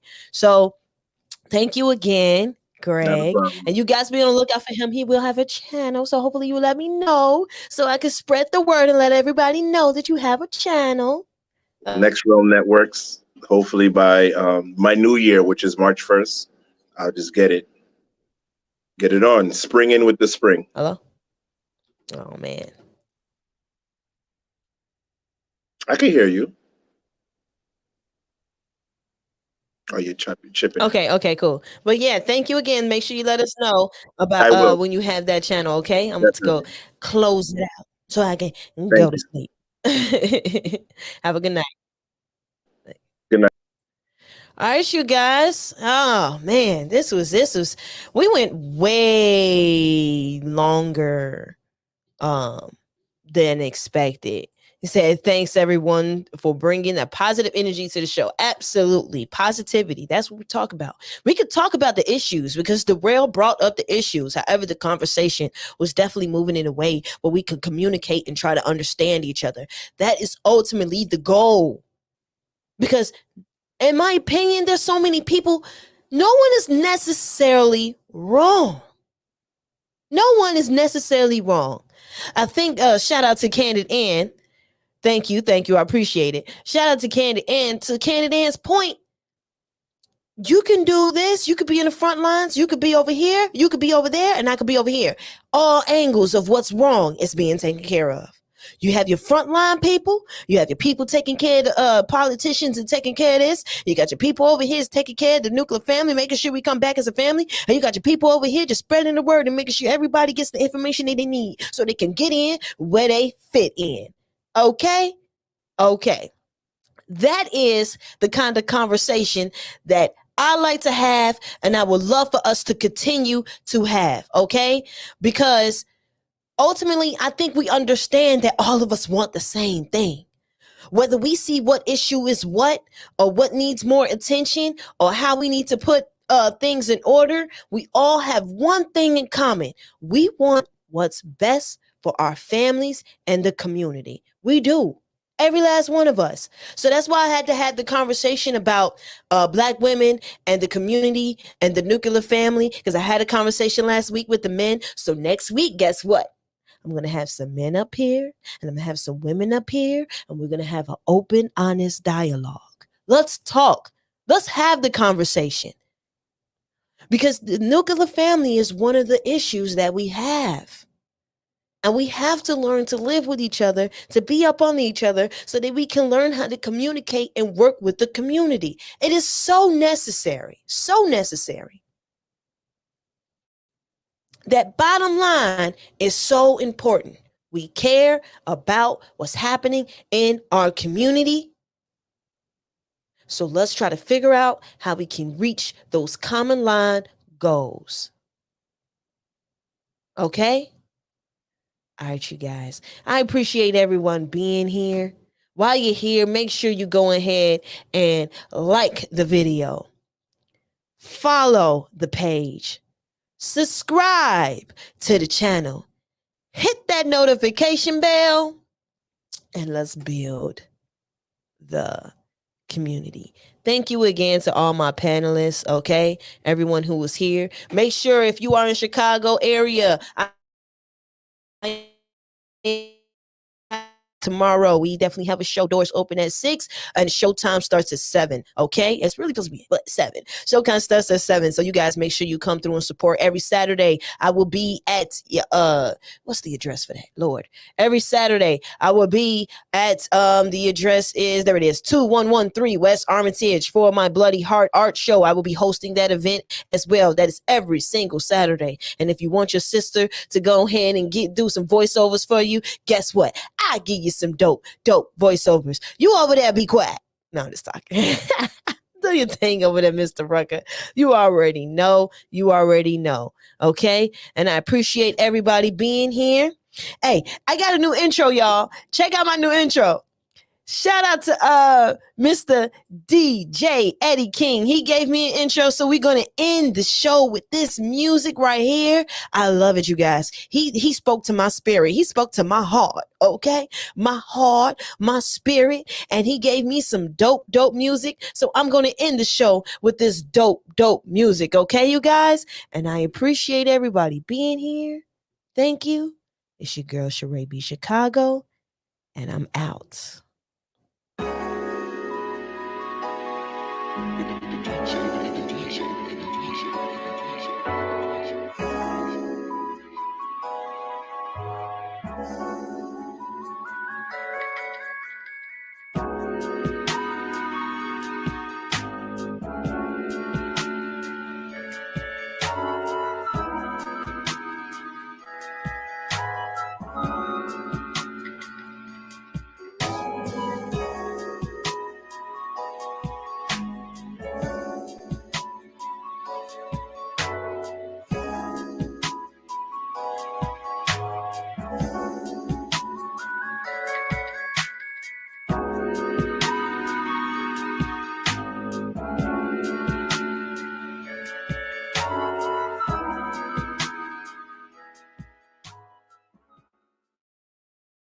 So you guys. I just saw a comment in here. I forgot to answer his question. I got to do this because I feel that it's so necessary. I cannot in no form of fashion forget to answer this man's question. Okay. I just got to give this man some respect. I see a few people in here. Hopefully, I'm so sorry. If you're still here, I'm so sorry. I got to answer your question. So your question, your original point, Charae, do Black men need to reset our standards to be seen as deserving respect from our women? I say yes. Your standards are pretty. Some of your standards are low. Y'all just ready to shoot up anybody's club. And then say every woman is a particular way, but you're not taking in mind of what you are starting. So I say yes. Raise your standards. Don't your seed matter? Your seeds matter. The children that you have, they matter, don't they? So raise your standards. Just like Greg said earlier, okay? Greg said it earlier. Women need to loosen up and men need to tighten up. He said that's what his father said. Some men need to tighten up. You need to tighten up. Tighten up. Okay? So again, I appreciate you guys. So yes, that's my answer. My answer is yes. That's not to say, because some people like to, oh, what about men? What about women? What they gonna? Yes, women need to do better as well. Yes, but his question is about men. So yes, Black men need to tighten up so that you guys can get seen a certain way sometimes, and women need to tighten up as well. Okay, submissive should not be a goddamn curse word. It's not a curse word, because even when you submit to your man submits to you. Okay. So let's be 100. All right. Now I'm gonna get up out of here. All right. And leave. And I love y'all. And I appreciate y'all. And you guys are absolutely amazing. And you're doing great things. And all the good stuff, just all the good stuff, I just really wanted to say that. I don't know. I appreciate y'all. Good night.